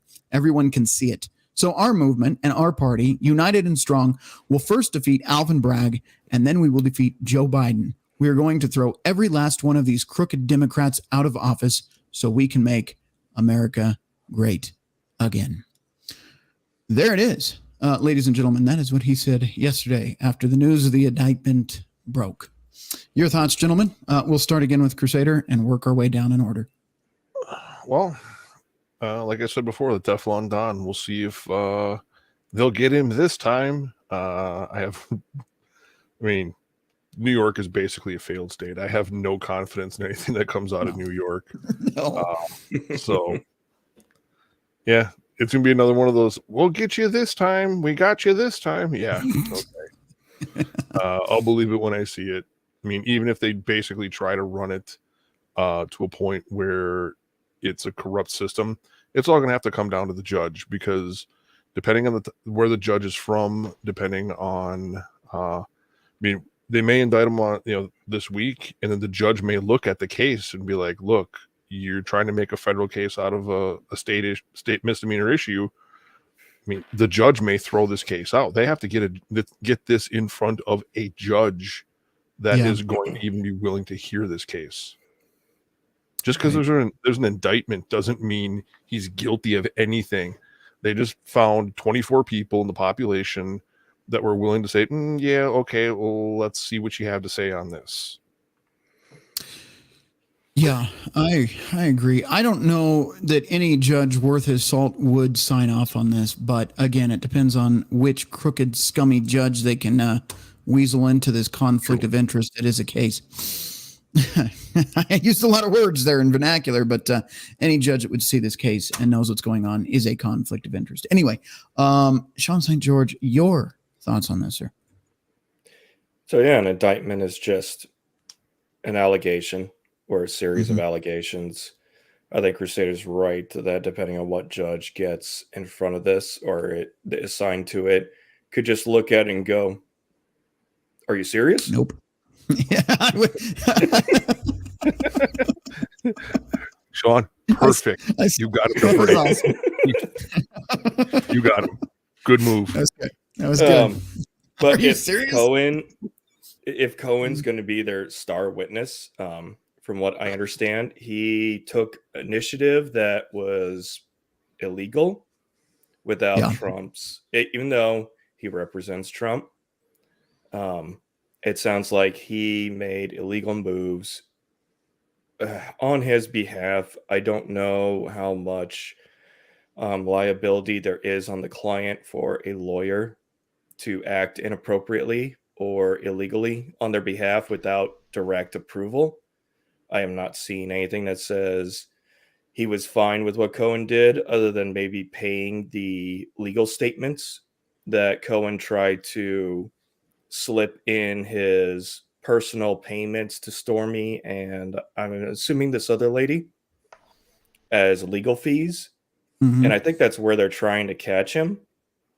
And I've heard that they had discussions about the whole incident afterwards, but whether these discussions were, you did something that you totally should not have done, and then this is why I'm severing you, or I'm no longer working with you as my lawyer, or I'm cutting off your firm, etc. Or if it was, okay, yeah, you did what I wanted you to do. Yeah, that's going to depend on testimony, and if he goes to the stand, his credibility is going to be completely eviscerated. Yeah. I don't, without knowing the charges and the evidence, we can't make a 100% or even a 90% guesstimate, but it does not look good for the prosecutor. No, not at all. MGTOW Mando. By the way, before I get to you, MGTOW, in the chat on all three, MGTOW.tv in the live chat, Rumble, again in the live chat, and YouTube in the live chat, I've dropped 2 links for you. Rather than tell, I showed. If you'd like to look up the crime stats, you can find those. Those are publicly available. You can break down the crime stats by felony offenses, by year. You can look at a crime map on there. I'm going to skip past those 2 tonight, but you can check those yourself. Again, the reason I say that is because this is the same DA that is so worried about Trump, but won't worry about something as simple as, I don't know, maybe not releasing violent offenders back into the streets before they've been properly resuscitated back into society. What's the word I'm looking for? Let's just rehabilitated. That's it. Rehabilitated. Just releasing violent criminals back into the streets. That seems to be his MO.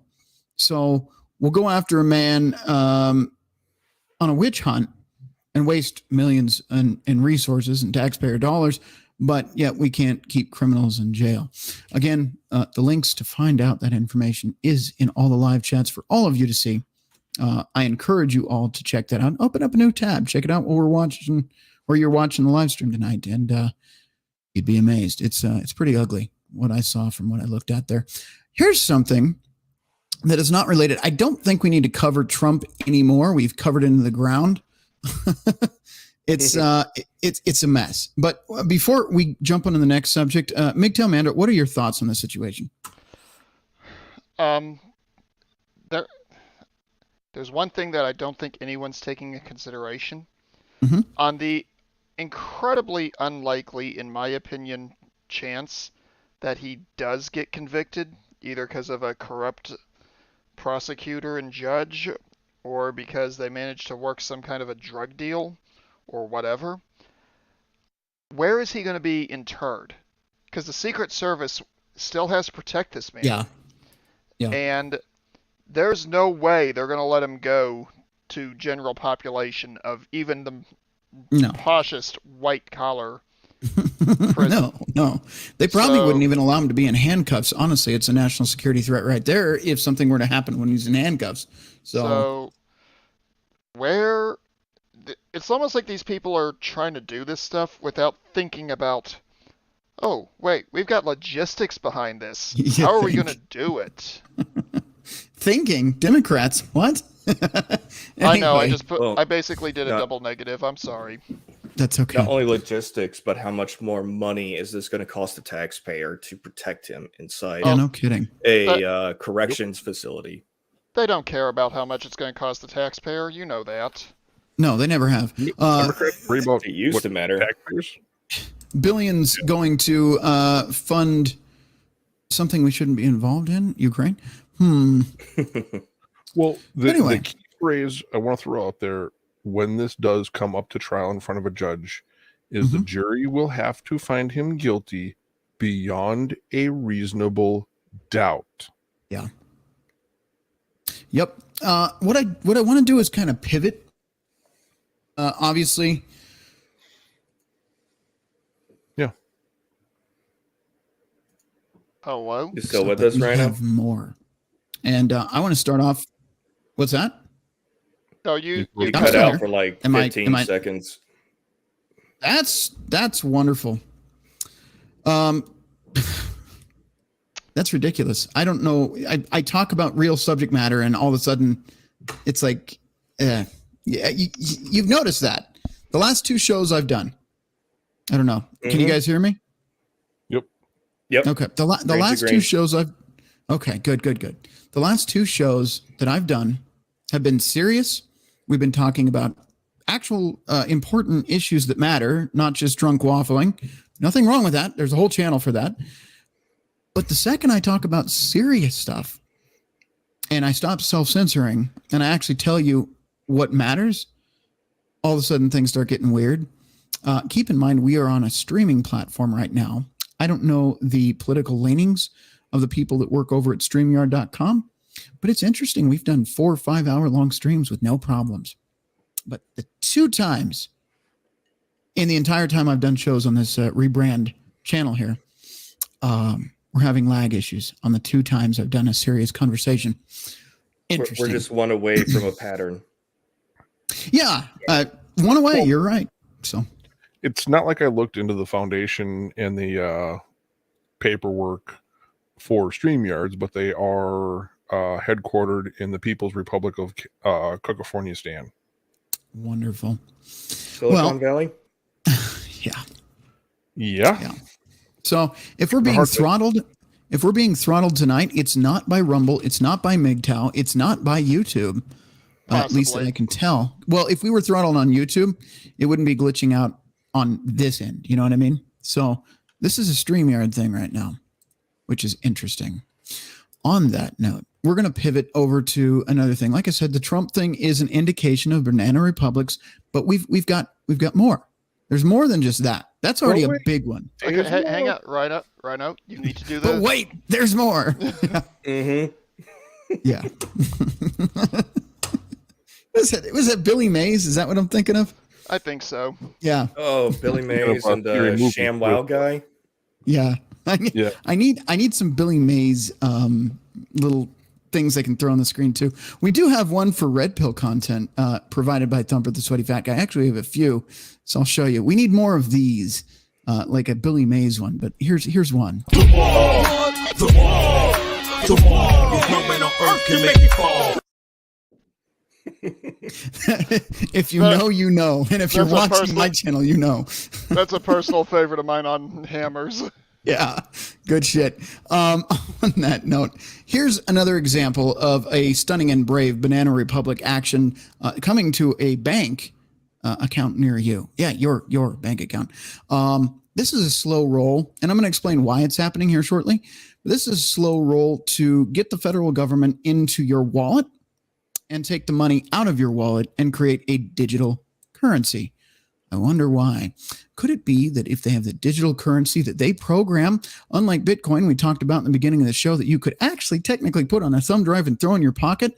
The government wouldn't allow that. But maybe they could control what you do or buy because you misbehaved and said something on the internet they didn't like. So now you don't have any money. Good luck paying your bills this month, you dumb fuck.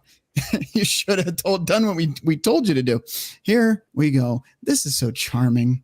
And it's so innocent. There's nothing nefarious about this 3 minutes of drivel. What could go wrong? Here we go. What could go wrong? But wait, there's more. Here we go. In today's fast-paced world, time is money. More people, businesses, and organizations are demanding instant payments. That's why the Federal Reserve is developing the FedNow service, a safe and efficient instant payments infrastructure that will modernize the U.S. payment system. Safe, efficient, totally not going to take your money away from you. Totally not going to do that.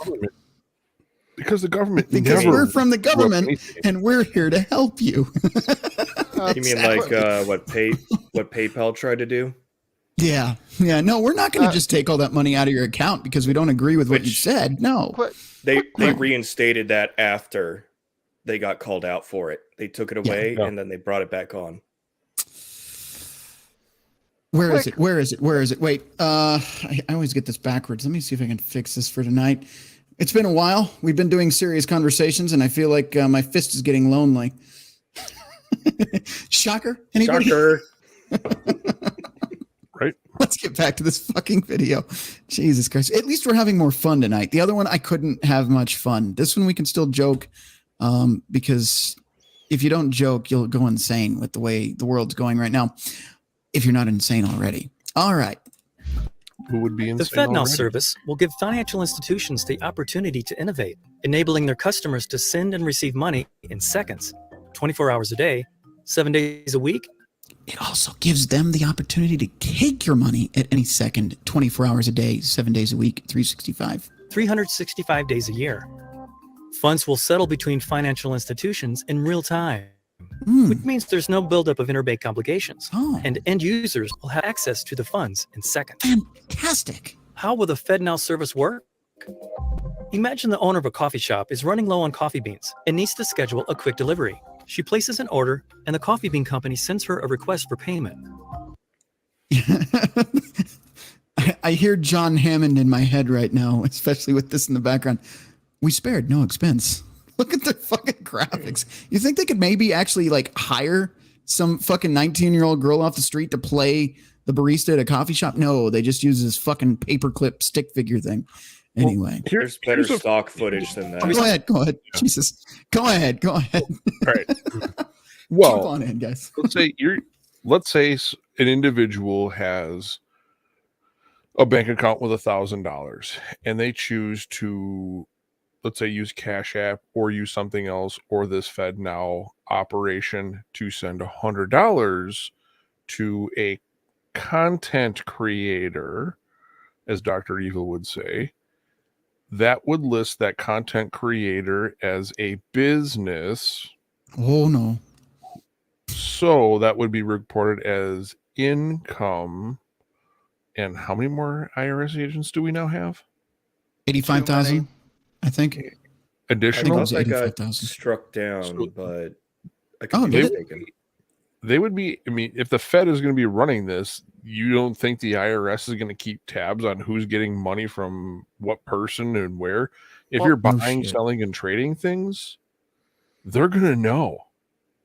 Okay, I just have to ask this one question. Refresh my memory. Is the Fed actually part of the government, or is it a private organization? No, they're a private entity. Contracted. Private entity.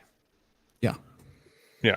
There's nothing federal about Federal Reserve or Federal Express, just so you know. So, in other words, they have no legal authority to do jack or shit with our financial system. Correct. And then they would have, in theory. But here, there was something passed on what was the island? 1913. It was created on Christmas Eve so that nobody would know. Jekyll Island. Jekyll Island. Before 1913, there was no Federal Reserve. Actually, up until then, just right before then, as a matter of fact, there was no income tax either. But again, here's give me a second. Here's what happens. You're done with that? I got a point, dude. This is me getting spun up, and I want to hear your point. This is what, and Pop talked about this on his show, and I highly advise you go watch it. It's about complacency. And it doesn't just apply to your personal life where you're just comfortable in your shitty job, so you just stay there and you never grow or progress as a person. It also applies to a nation that has comfort. They don't care so much about the problems around them anymore, and suddenly they're talked into really stupid ideas, like letting a private contracted organization suddenly control your monetary system, or maybe pass legislation that starts restricting a Second Amendment to the Constitution that specifically says it shall not be infringed. But they tell you, well, it's to keep guns out of the hands of bad people. Shall not be infringed.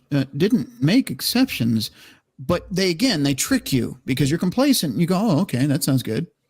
Well, now if somebody's ever smoked some green stuff, it's not legal everywhere. That's why I censored that.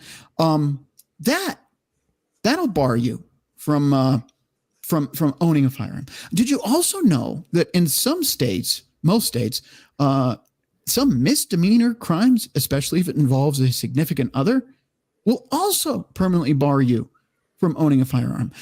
If you've ever been checked into a mental institution, maybe you had a really bad day and lost a family member and had bad thoughts and got checked in for treatment, that can bar you from ever owning a firearm. You see what I'm saying here?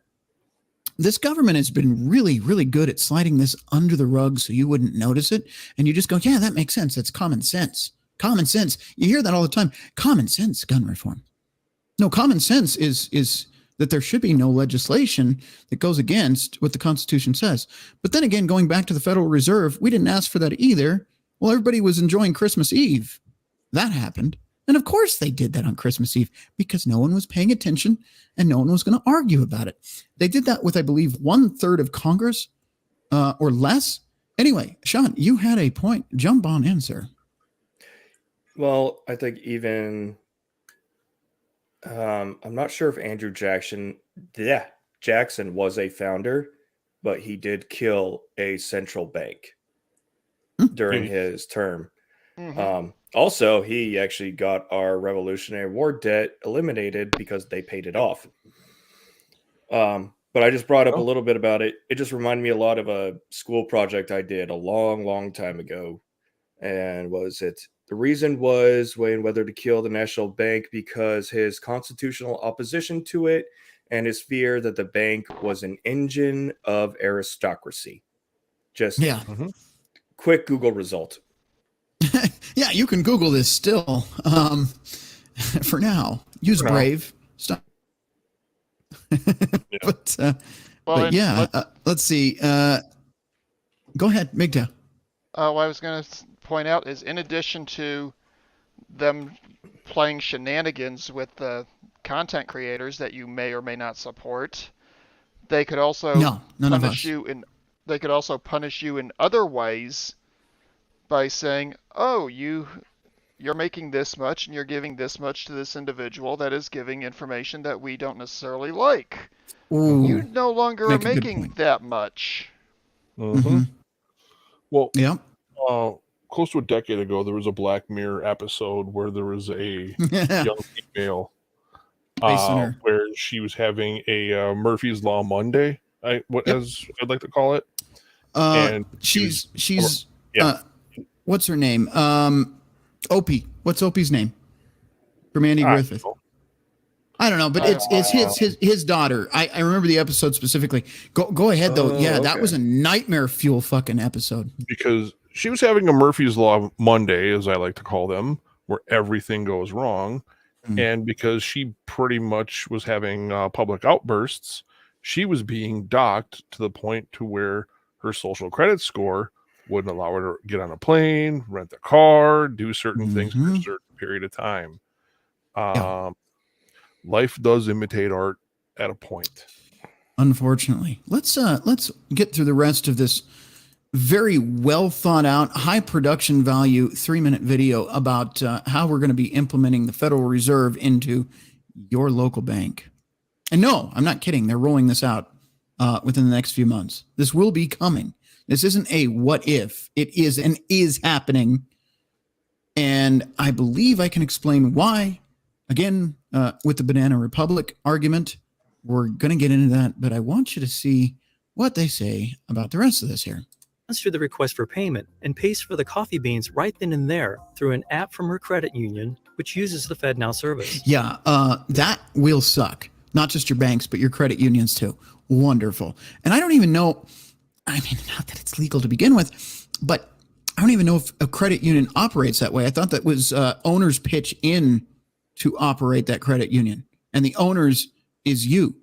At least that's my understanding of a credit union. But you can't even escape that now because they just they went straight for the jugular. Like, you know what? Fuck Wells Fargo. We're going to go straight for your credit union. You gotta maintain certain standards, certifications, licenses, liabilities in order to operate as a bank, which the federal government will control how that's applicable to you. So you can't escape the long dick of the law is what he's saying. Yeah.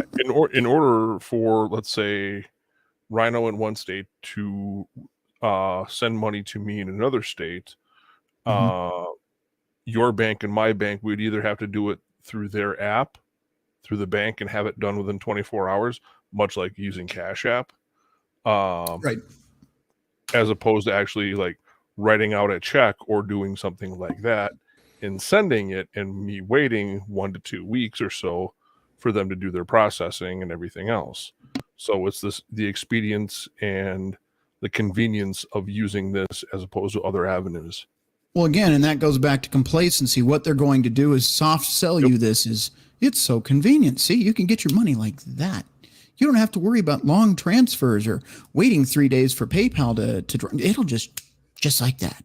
Don't you like that idea? Except we monitor everything you do, every transaction you make. We know the last dildo you bought. What color it was even, you know? I'm curious, will they even allow you to pull all your money out? No. Probably not. They already limited per day.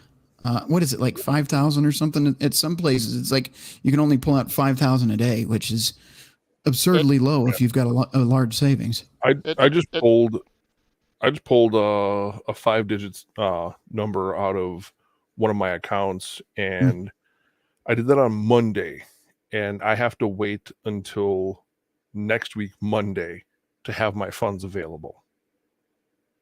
Wow. The way the system is now. Yeah. So yeah. they're not looking to improve it. All right, let's get through this. Once she initiates the payment, her credit union screens the payment and sends an ISO 20022 compliant payment message, either directly or through a service provider to the FedNow service over the Federal Reserve's FedLine network. The ISO 20022 sounds so user-friendly and nice and warm and fuzzy, doesn't it? The FedNow service instantly validates the payment message and passes it along to the Coffee Bean supplier's bank. Oh. In real time, the supplier's bank confirms to the FedNow service that it intends to accept the payment, and the FedNow service debits and credits the master accounts of both the shop owners and the Coffee Bean supplier's financial institutions, or the master accounts of their correspondents. The FedNow service also immediately sends a payment message with an advice of credit to the supplier's bank and notifies the shop owner's credit union that settlement is complete. Finally, the supplier's bank credits the supplier's account in near real time, making the funds available. The supplier's bank will have the option of sending a confirmation to the shop owner's credit union that the payment has been posted to the supplier's account, providing the coffee shop owner with certainty that the payment was received. The FedNow service will be designed to be flexible and support a broad range of potential use cases. Banks, credit unions, and other industry providers can use it as a springboard for innovation to support a range of applications such as account-to-account transfers and bill pay. For example, now imagine it's they scripted this well. It sounds so fantastic. What this is, bottom line, we're going to roll through the rest of this. Not too many more comments here so we can get this done. But what this is basically convincing you, again, complacent United States citizens that don't fucking care because I can get my money faster. Oh, that's cool. They're soft rolling out a cryptocurrency. But wait, this cryptocurrency is made by, controlled, and can be changed at a moment's notice by your government. Oh, and by the way, you don't own it. They do. In theory, monetary theory, when you hold $1 in your hand, you own that dollar. And if it is a federal note, used to be, that was backed by gold, technically, you could walk into a bank and exchange it for gold, actual physical gold, something of value. This has no value and can be turned on or turned off with a push of a button. It's not yours. You don't own it. You don't control it, and you don't get to put it in your pocket ever. That's scary shit. I kind of got a question about that. So it sounds like to me that this new system is acting like a creditor or like a credit card company, where when you send your money to get transferred to the next bank it's supposed to, it goes through the Federal Reserve System, and they can both monitor it and approve and deny your request. Yes. Or they could sit there and go, oh, you're making a undesired purchase, so we're going to hold your funds. We're going to keep your funds because you did something wrong. Yes. Now, here's the thing. Let's look at this specifically. What is FedNow? FedNow is not cryptocurrency. FedNow is how they're going to use a system that would work very well for a government cryptocurrency. And let's be honest, it's not really a cryptocurrency. It's a digital dollar. Cryptocurrency, you can, again, put in a flash card, put in your pocket, good to go. You can't do that with this. But this is a system. Okay, this isn't the actual currency. This is being implemented first as a soft rollout to get you used to the idea, because, and this is allegedly a big speculative, allegedly, if the next few things I show you as we carry on tonight's show end up leading to hyperinflation, to within the next few weeks or months, you see 50 to 76% inflation. Pay attention to those two numbers. They can easily say, you know what? We're going to need those dollars.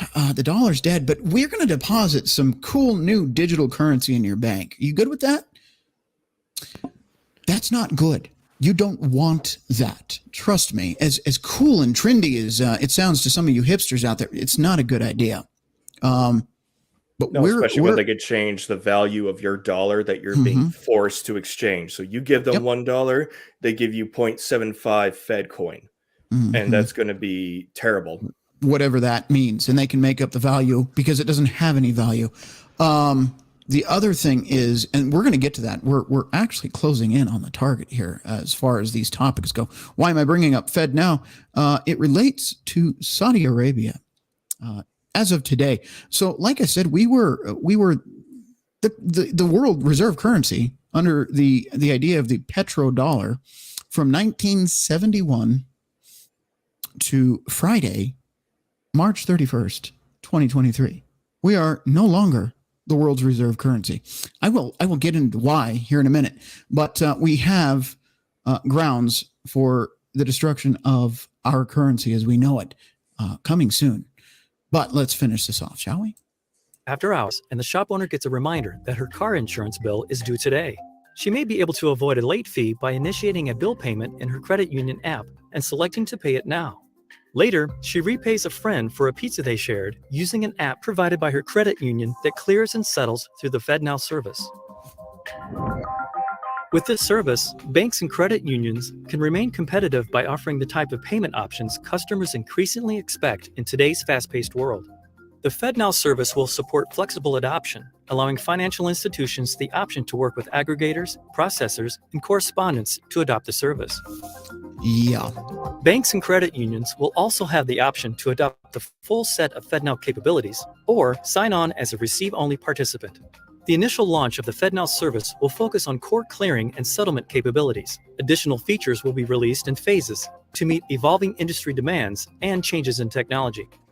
Get ready for the FedNow service. Oh, God, Learn no. more at fednow.org. No. I Stop smell it. bovine fecal matter. Yeah. Bullshit. Yes, absolutely. I'm glad you guys are still being polite and trying to play by YouTube's rules. I'll break them for you, fuck it. Bullshit. All right. Yeah. So on that lovely note. Rhino, in my case, I'm not trying to play by YouTube's rules right now. Uh-huh. I am doing a little something that I have done for years, where when I'm getting spun up, I deliberately talk like a robot. Because when was the last time you heard C-3PO have a temper tantrum? Fair enough. Because if I were to say what I really think right now, Opinion.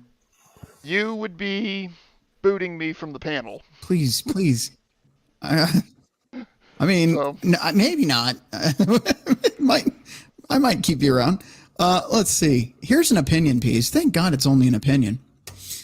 This is Fareed Zakaria from the Washington Post. And again, they at least were nice enough to put opinion there. But is it though? The dollar is our superpower, and Russia and China are threatening it. Yeah, well, that is more than an opinion because they are threatening it. Here's something to look at again, and this is mainstream. This is the reason I'm pointing this out. Is it's not just a couple of crazy guys wearing tinfoil hats on a stream at 10 o'clock at night where I am, just talking a bunch of bullshit. Here we go. The exchange. Look at this little ticker at the bottom here. Global dominance of the dollar cost to the U.S. economy. They're all pointing to how the dollar is maybe in trouble. Here's another one. This is live from Fox. The shift from the U.S. dollar, and they're showing Brazil, Russia, India, China, South Africa. Again, they're queuing you up for this. Here's another one. Oh, no, that's the same one. It's this ticker at the bottom I want to show you. Changes are coming after 100 years. Again, referring to the U.S. dollar here. Here we go. This is where it gets spicy. China. And if you're wondering, this is liquefied natural gas. China settles first liquid natural gas, LNG, trade in yuan. Why does that matter? Because all natural gas and oil is done in the U.S. dollar, period. Not today. And you're probably wondering, well, who did China do this with? That's where it gets weird. France. China has just completed its first trade of liquefied natural gas settled in yuan The Shanghai Petroleum and Natural Gas Exchange said on Tuesday, Chinese state oil and gas giant CNOOC and Total Energies completed the first, and the CNOOC, I believe, is a French company. I think. I might have that backwards. Don't hold me on that one. Completed the first LNG trade on exchange with settlement in the Chinese currency. The exchange said in a statement carried by Reuters. So there you go. This is happening. Like right in front of you right now. This is March 29th, 2023, to be specific, at 3:53 a.m. Central Time. Here we go. New York Times. U.S. escalates sanctions. This is what I wanted to talk about. This goes back to 2022, February. This is not out of date, and I want to explain why. This is what I talked about at the beginning of the show. U.S. escalates sanctions with a freeze on Russian central bank assets. This action is likely to fuel rapid inflation in Russia. No. How that aged so well as it wages war in Ukraine. This is February 28th, 2022. You're correct on the date. This is old. The reason I bring this up is because I'm showing a timeline here. This first one was where we fucked up. That's when he knew. That's when he knew he fucked up. This is the start right here where the world looks at us and goes, so you're just going to freeze bank assets if you don't agree with people. That's a rule you said you would never break. Okay, let's move on. CNBC. This is now March 21st, a month later, 2022. Washington's trigger-happy sanctions may push countries away from the dollar, says think tank. Gee, you fucking think. And again, we fast forward, or in this case, rewind to this. March 29th, 2023. They're trading in yuan. They don't give a fuck about your dollar anymore. And you know what that means? What does that do to the dollar if all of the world's currency is petroleum based, backed by the US dollar? It's not a good thing. Here we go. This is a simple little graph here for you to understand how this all works. Petrodollar denotes the US dollar globally exchanged for crude oil exports. Okay. Oil exporting nations delivers oil to oil importing nation. Okay. That nation pays dollars to the oil exporting nation. I'm not doing this because I think you're five. I'm doing this because this is complicated shit sometimes, and pictures help me. I did this for me. Anyway, so you exchange oil for dollars. That's how the entire world has done it since what? 1973, I think, at least. So it's been a while. Here's again, we're looking at the petrodollar rush. OPEC members' annual net oil exporting revenues is forecast to surge this year and next. Here's the year 2000. I think it's cut off a little bit, but I think it's what is this? Is that dollars or like barrels? This is, I believe, barrels here. But again, you see how it goes up. Okay, we got 2015. It comes down. It's spiking again. So for right now, that would seem like a good thing. But the problem is, if countries are about to dump that, what does that do? Right? We'll move on to the next graph here. Dollar reserves, IMF coffer versus foreign holdings of U.S. treasuries. Reserves dollar, that's right here in blue line you can see going up. There's agencies right here. Okay, all looks good there. Treasuries, all looks good. What happens when all of these companies drop? That's never happened before. What does that do to the happen? No, that couldn't happen. Of course. What happens though? Hang on. I just had a crazy thought, and I wish this would have hit me during the pre-stream. Do we have an idea what the current exchange rate between the U.S. dollar and the Chinese yuan is? Oh, that is a good question. I don't know if I can Google that while I'm doing this. Let me take a look, and since I'm the dingleberry that thought of it. All right.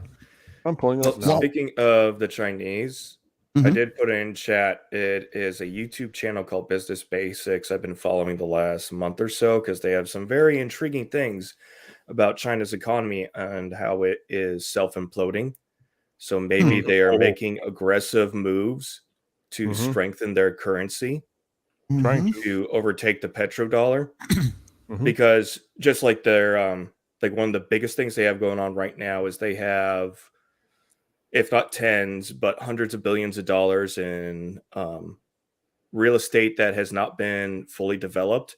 These are Yep. Chinese people who have prepaid for their condos, and construction is halted because it was a scam.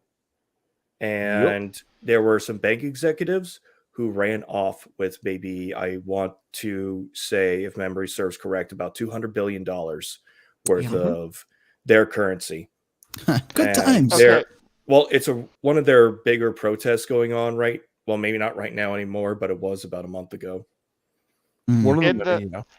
in the private chat, I sent you a link to one of the conversion pages. Okay. And right now, for $1 you can get 6.87 Chinese yuan. All right. Yeah. So 6 to right 1. now, Almost 7 to we 1. still have a slight advantage, if I'm reading that correctly. Trust Minor. but verify. Let me get this up on the screen for you. What does Yeah, it open compare up- to like the last historical conversion for like maybe the last 10 years? I'm not sure. That's above my pay grade. So- I'm not an economist. I'm just some random guy who Well, talks. you might be able crap to and might switch know a that little bit to about the 5 year military. and see the graph and see if it's higher or lower. Fuck. You're close. 5 year. Let's see. Oh, they're going down, Yeah. Significantly. but not that. Yeah. 7. Well, 7.3. it looks like it went up. Okay, so it's going. It went up. It's going back down. Yeah. So, but interestingly, well, that's going to only go back to 18. Yeah. So there is that. But let me jump back over to this screen. Sorry, like here. I said, that was just a Oh random no, thought that hit you're me. fine. Perfectly fine. Let me jump into this because this one, U.S. dollar share of global reserve currencies, percent of allocated reserves is what you're seeing right here. Okay. This is Q3 of 2014 here, 66%. Okay. We jump over to 2016 Q4. If I'm doing that right, it's still at 66. Okay. That's the last time it was at 66. Where is it now? And actually, this is old because it's 2020 Q4. We're at 59%. So that is dropping. And notice it is not a very good looking graph here. Now, I could be wrong, but that graph is showing me a decline. And I wonder if we could see the updated as of today where we'd be sitting. I would imagine, I would wager, and I'm betting blindly on that, but I would imagine 57, 56%. Maybe. I don't know. I haven't seen it, so I can't tell you for sure. But that's where we were in Q4 of 2020. Here, and I told you we had a lot. Strengthened China-Saudi ties raise prospect for use of yuan oil settlement. China-Saudi move helps hedge against uncertainties. Weakens U.S. dollar hegemony. This is not a good thing, if you didn't already know that.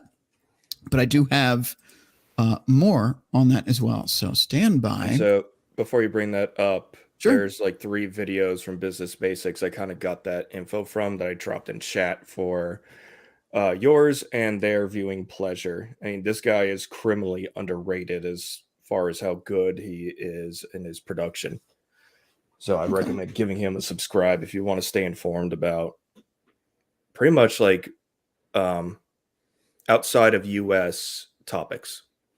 I've got a private chat here. I'm not going to say who it is, but I've got to read it anyway.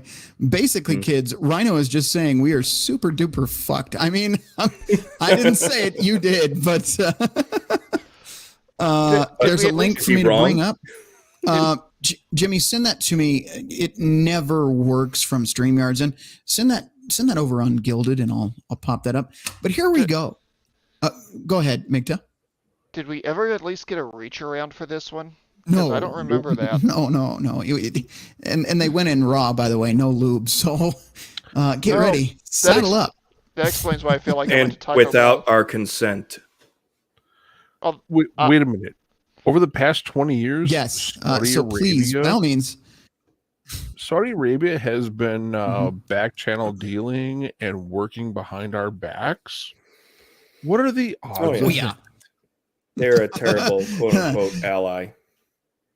Yes. Anyway, get your assless chaps ready because it's about to get fucking bad in this country. Is Saudi Arabia preparing for the collapse of the petrodollar and U.S. dollar dominance? Hang on. Spoiler alert. Yes. Yes. The answer is always yes. Let's get into this. This is from February 26, 2023. So it's a little bit old, but still relevant.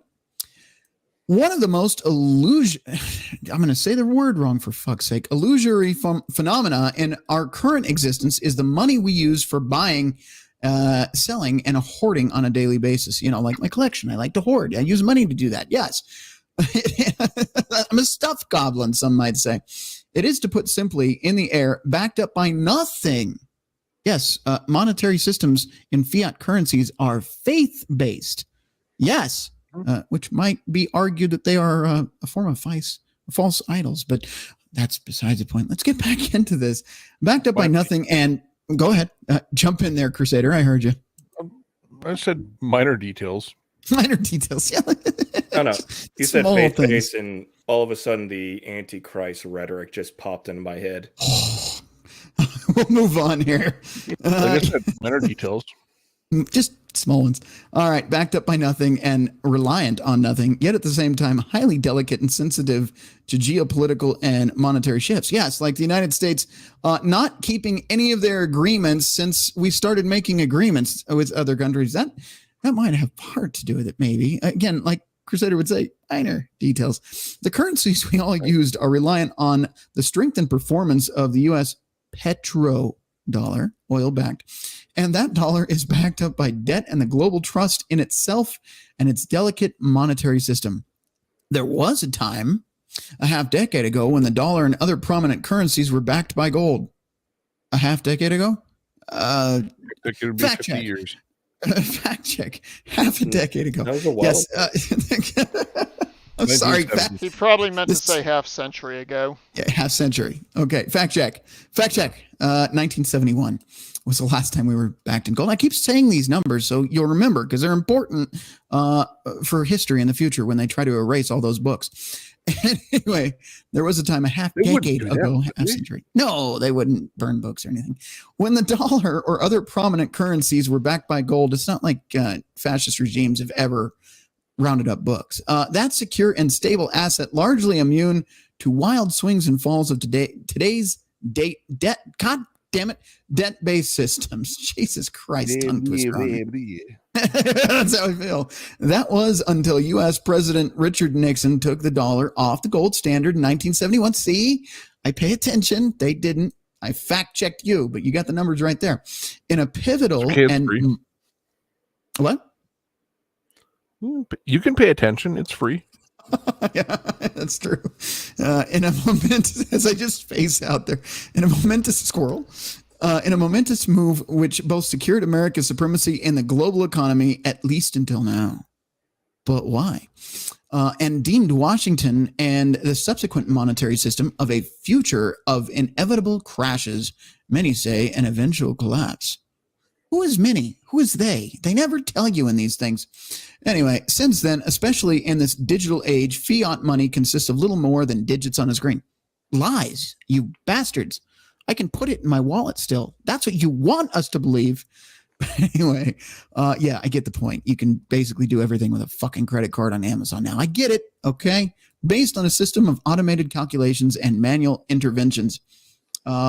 Businesses procure money and employees are paid it. Yes, consumers spend it, and it is essential to surviving and attaining basic necessities.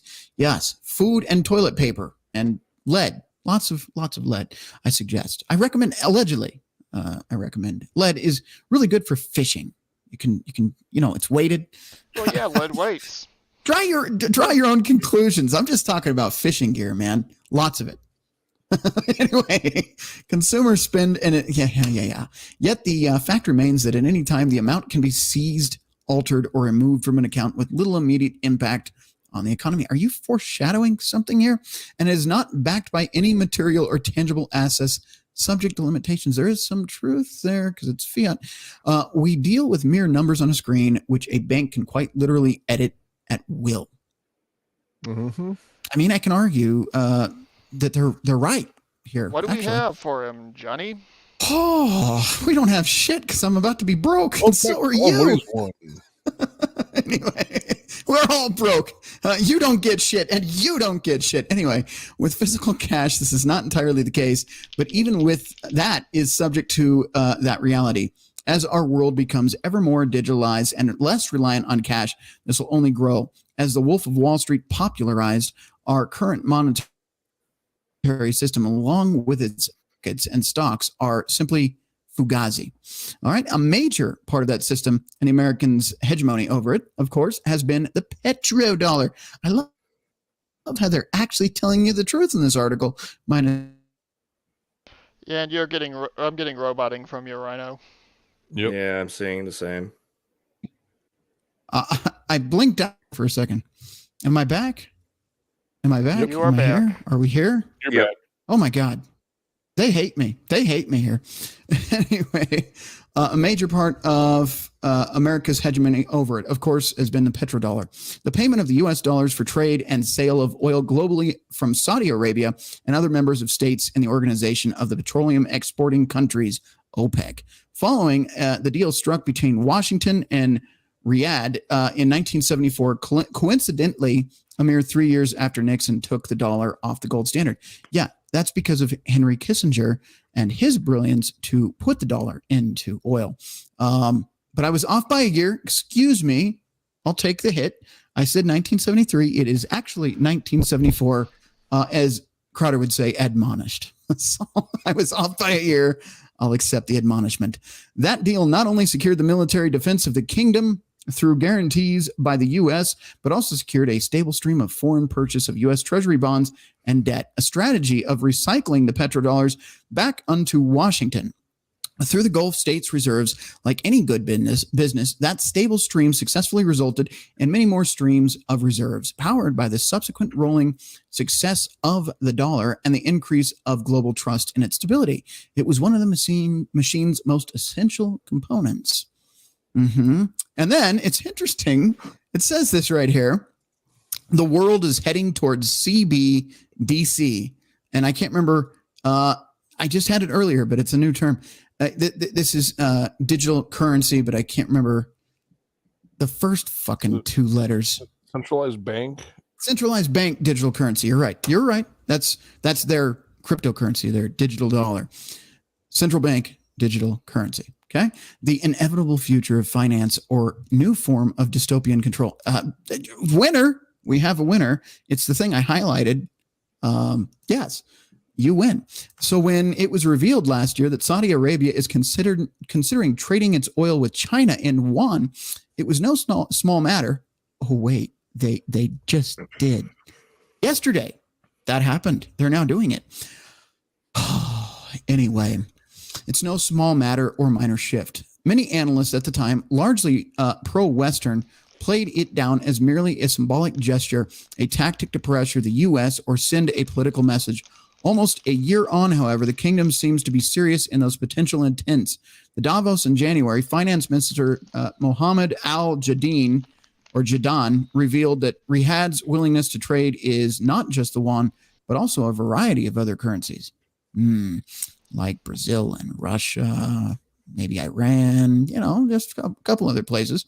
Saudi Arabia has not been the only country, as other considerable U.S. allies, such as India, Pakistan, and the UAE, have also struck deals with Russia or China to pay for oil and other commodities in various respective local currencies. I almost forgot to mention this tonight, but Iraq was the latest to distance itself from the dollar, and then let me full screen who else this. was? I'm going to get Libya. banned. Yes. But you know what happened to the last two people who said no more dollar for oil? Well, one was Gaddafi, and the other one had weapons of mass destruction. And I need to say that appropriately. Weapons of mass destruction. He Hmm. did, Two but then regimes. kept the illusion he did. So wait a Yeah. minute. Are you referring to a gentleman whose name in English sounded very similar to a certain act that is X-rated? Sodomy? Yeah. Yeah. Yeah. Yes. Yes. Actually, that was the point I was going to bring up. Is and much like they're in doing to us recent now. history, yeah, in recent history, those who have refused to go to the petrodollar or leave have been met with some military intervention. So I'm kind of wondering, Saudi Arabia has a long list of crimes against the United States Mhm. under our own alliance, quote unquote alliance. Who's to say that a desperate move Biden doesn't just resurface them and create casus belli for invasion? Because then he gets all the oil if we are successful. Yeah. And he gets to restore the petrodollar and instill fear in the rest of the global community. Yeah. And for 25, close to 30 years, any Saudi royal family member on American soil was protected by private military contractors, allegedly, from what I heard. Yeah. And I think we've pretty much covered the article. Point is here, and I'm going to actually share the link to that article so you guys can watch it at home or read it at home at a later time if you'd like to. So the article will be in YouTube, MGTOW, and Rumble. But we're going to move on to the next topic at hand, which is equally as fucked. I mean, I'm telling you, what's coming is the erosion, the destruction of the middle class, completely. Hyperinflation, pony show trials against political opponents. Am I making sense? Is this banana republic thing starting to make sense? Government corruption. There he goes again. But let's oh no. Every time I am We I got back? you back. Am I back? Yep. My God. Yeah. This is what I get for saying something honest. Every time Oh you my get to an God. interesting point, it decides that it wants to Wow. go on vacation. That is not a coincidence. You don't get to do that to me that many times. I full screen myself and say something important, and then it's like, nope, you're cut. Fuck you. StreamYard, we're gonna have a problem here. I might have to switch over to something else. I don't like the shit you're doing here. Yeah, I'm telling you, something is not adding up here. Because I mean, we're still on YouTube as far as I know. Yeah, we're on YouTube. Okay. Wow, that's fun. Okay. I don't want to bore you to death going over fractional reserve banking, what it is and how it works. What I'll do is I'll post that in the chat as well so you all can see it. I think I would put most of you to sleep if I read you an article about fractional reserve, because I know my audience and I wouldn't want to sit and listen and learn about fractional reserve. So I'm sure you guys don't either. It's important, but if you want to look it up, links in the chat now on all three sites. So you can look that up. That burns through that. So you can look that up on your own times. Asia times, though, I am going to bring up tonight. We'll share the screen here and let you check it out. Hopefully I don't take a shit again, because that's really fun. Every fucking time I talk now. I've heard it's a bit of a relief. Well, yeah, but not during a stream. It's not. I just... All right. Playing RDR2 while I listen. I don't know what that is, but it sounds like Red Dead Redemption 2. Okay. All the kids love that now. All right. Jackal Hunter says, I got the PC fixed. Good to hear. More bullshit reports and shenanigans coming in the future. By the way, I just want to take a moment to go completely blank on you guys and crash again. Seems like every time I talk personally to you, they hate me. I promised you a fun episode.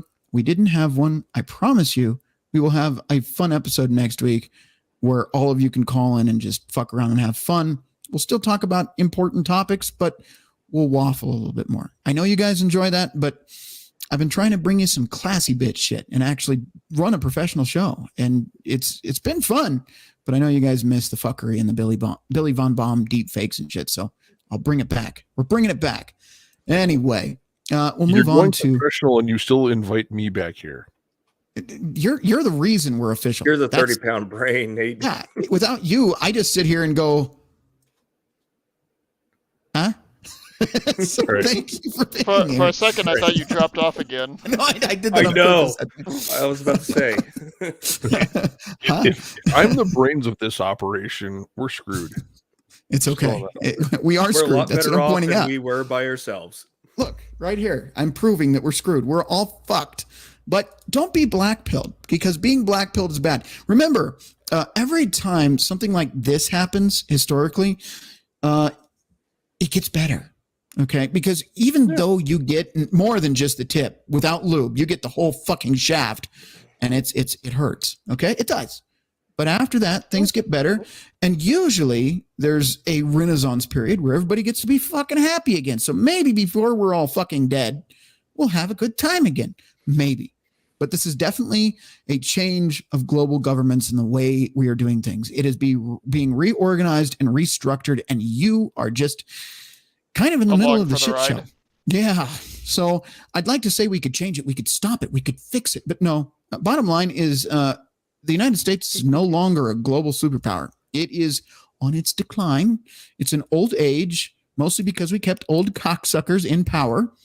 It is now got a bad case Alzheimer's. It's shitting its bed, and it has no idea where it is. We're just sitting in the room with it. Okay. We're the Ottoman Empire as of World War One. Yes. Yes. I was going to say the fall of the Roman Empire.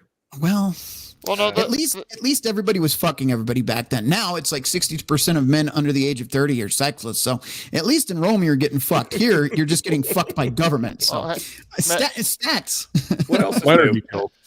Hang on. Minor details. I just want to point one thing out.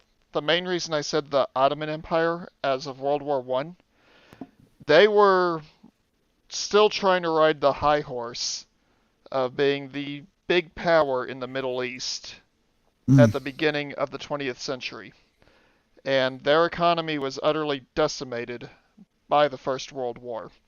At the end of that conflict, they more or less imploded. And as of World War II, I want to say that's when they were completely just vaporized into what we all know and love in the Middle East today. There you go. They existed during World War II? I thought there's a little bit of them still in existence, but I thought they were part of the Axis in World War II. If they still existed, then yes, they were. But yeah. All right. On that note, let's churn and burn. Because I'm yeah. Have I just in the audience, those in the chat here? By the way, I'm going to check the chats really quick. Not all of you fuckers on YouTube. Once we get super chats, it's a whole different story. I end up reading stupid shit that I really shouldn't read because it's self-incriminating for like you to screen cap it and then use it against me. So I got to stop doing that. But I will check the chat. But have I convinced any of you that we're living in a very weird time with a very corrupt government that is no longer doing the bidding of the people, but instead doing the bidding of its own interests? And perhaps that is very similar to historically a banana republic. Have I proved that to you yet? In the chat, let me know. If not, I'll keep fucking going with no lube. I will do it for another 3 hours. They might not be here, but I'll do it. I will lube-less rear end your keisters until you understand we are collapsing at record speed. Okay, Mr. Jones. There you go. And wait, Alex Jones? Yeah. Isn't he the one that said he'll eat someone's rear end?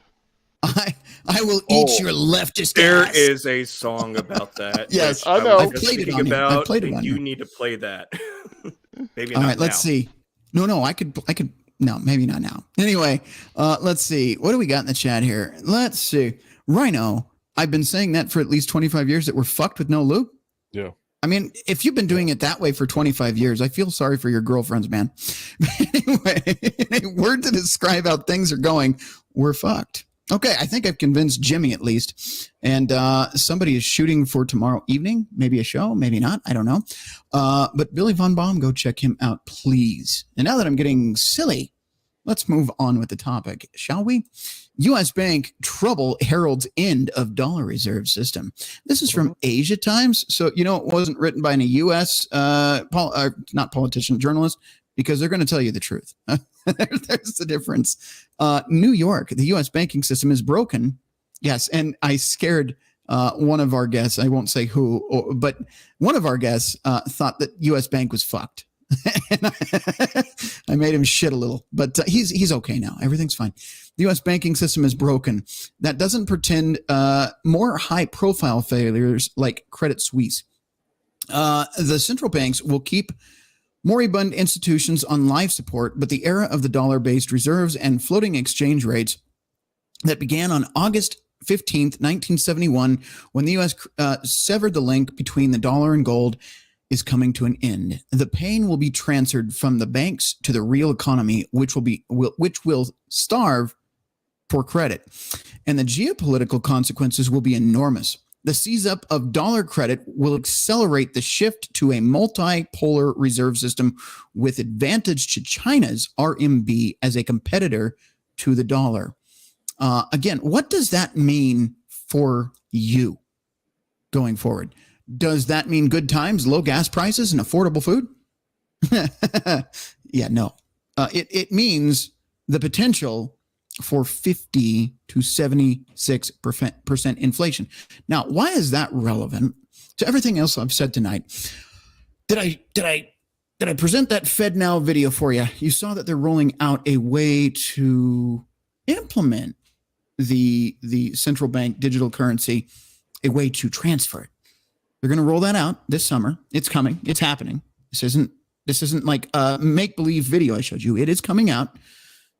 And if that coincides with this and BRICS, which is Brazil, Russia, I think India's in there now. Iran, I believe, is in talks with Saudi Arabia, China. If I missed anybody, let me know. But they are all like, you know what? We really don't want to we're not here to fuck the dollar. We just don't want anything to do with it anymore.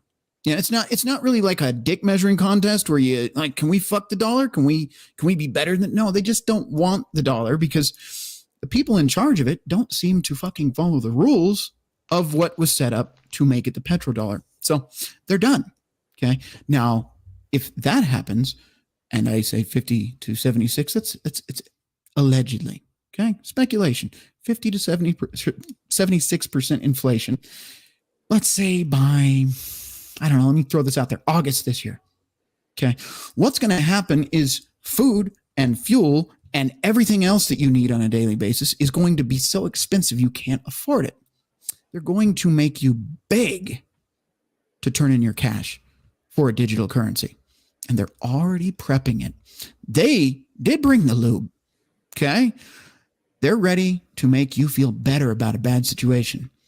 But they will control everything you buy, you sell, anything you say that's naughty and they don't like it, that will potentially have consequences because it will go along with, if they pass that legislation, the Patriot Act 2.0, the Restrict Act, which can monitor everything you do online. It would outlaw VPNs and anything with over 1 million users, which includes Windows, which includes Ring, which includes Alexa, which includes so many different apps. It will be able to check in on you. See, it's doing it right now. It will be able to check in on you. Stop it. It will be able to check in on you at any time. The government can monitor you. You see what I'm saying? This is some dystopian stuff coming. Am I being crazy here and speculating, or am I just doing some math? Again, when I talk about the Restrict Act, you have to understand when they want TikTok banned, but yet TikTok is not in the bill. When they want TikTok banned, but the parent company of TikTok is not in the bill, but all that other shit I mentioned is, and the Republicans and Democrats agree unanimously on it. Do you think they're working for you and your interest, or do you think they're working for theirs? You're just all ants in the hill serving the queen, and the queen is this bloated, corrupt, fucked up government. Bottom line, and you're about to get the shaft. And it's not going to be pretty. All I'm saying is things do work out eventually, but things are about to get a lot worse first. Brace for impact. If you haven't started getting ready yet, please consider getting ready now while you still have time. I'm going to open this up to the gentleman on the panel again. Don't know why I waited till the end to have the serious talk. I should have done that maybe at the beginning, but here we are. I think I've made my case. I hope I've made my case, and I hope you're taking this seriously, because I don't see good things coming in the next few months. The floor is yours, gentlemen. So how much are we contributing to the Alex Jones was right jar tonight? All of it. Just all of it.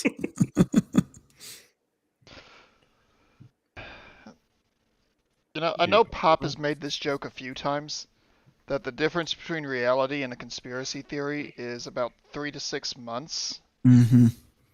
I would say that's more like 3 to 6 weeks at this point. Yeah. Also, in the chat here, I think I answered the question the best I can. Billy Von Baum says, okay, so you pointed out the issues. What can the normies that may be listening do about it? Exactly what I just said. Prepare. If you have the opportunity to buy lead weights for your fishing gear, do so. You can catch my drift. I know I have to fucking cover my bases. In being Arrows, self-sufficient. grow your own garden, Grow hunt fish, your own food. Mm-hmm. All those things. Also, while you can, and I'm not at liberty to promote one or another, but you can buy food with shelf life of 20 plus years, and you can get big packs of it now that are pretty reasonable. That's one way to get through these hard times. Like I said, being self-sufficient, learning how to grow a tomato, right, or several, but learning how to field dress an animal. I mean, I'm just going to say this. Just hear me out. There's a thing called chicken of the tree. It is easy to come by. It's small. It has a big fluffy tail, and it's quite delicious if cooked properly. But you have to know how to field dress the fucking thing. So that's an option. Just know how to be self-sufficient, right? Again, what Crusader said, take up gardening. Learn how to grow stuff instead of kill stuff like I do. I put a plant outside and it's dead in a week. But those are things you can do. Also, hard times are coming. Yes. But again, I want you to understand things always turn around eventually, and usually rapidly. When governments like this topple, remember, we go back to the Berlin Wall. When governments collapse, it happens fast. Okay. It's not going to be a lifetime or 3 before things get better. It's be a rough transition. And I don't want this to happen. I certainly don't want corrupt politicians to stay in power. I certainly don't want show trials to be happening. I certainly don't want to be fucking around with other countries we should have no business engaging with. But that's wishful thinking. We're doing all those things. So bottom line is take care of you and your own. Prep up and prep now while it's still affordable. That's the bottom line. That's my 2 cents on it. Gentlemen, again, panel, your thoughts. Well, I will openly admit that most people think I'm crazy. I fletch my own arrows. I brew my own beer. I grow my own garden. I hunt. I fish. I am lucky enough to have I still have one grandparent left that lived through the Depression. I've learned how to can things. I've learned how to grow a lot of my own things from them. I've learned things like that somebody like me, I might be okay. I mean, it's not like I would create my own distillery or brew my own beer or been yeast washing and fletching my own arrows or anything for well over a decade, but what do I know? Yeah. Sean, what are your thoughts, sir? Did he disappear on us? Is he still there? Oh no. My He mic, fell my asleep at mic. the wheel. No, my mic has a mute and the chat has a mute. That way, when my animals get loud, I can not let it bother stream. Out of all the things that I know Nate just covered and you've covered, Rhino, I would say learn to cook. Yes. Because if you learn to cook, you can make safe food in a terrible environment. And not only that, you can make it taste like tasty instead of garbage or MREs, which I'm all too familiar from. Fair enough. What can also, go wrong there? Just to interrupt really quick, Chris Mitchell, chicken of the tree is squirrel. Also, rabbit's really good, but you can only eat it in months that end with an R for safety reasons, such as avoiding tularemia, which sucks ass. Ask me how I know. Aren't they like a net negative in calories? What, rabbit? Yeah.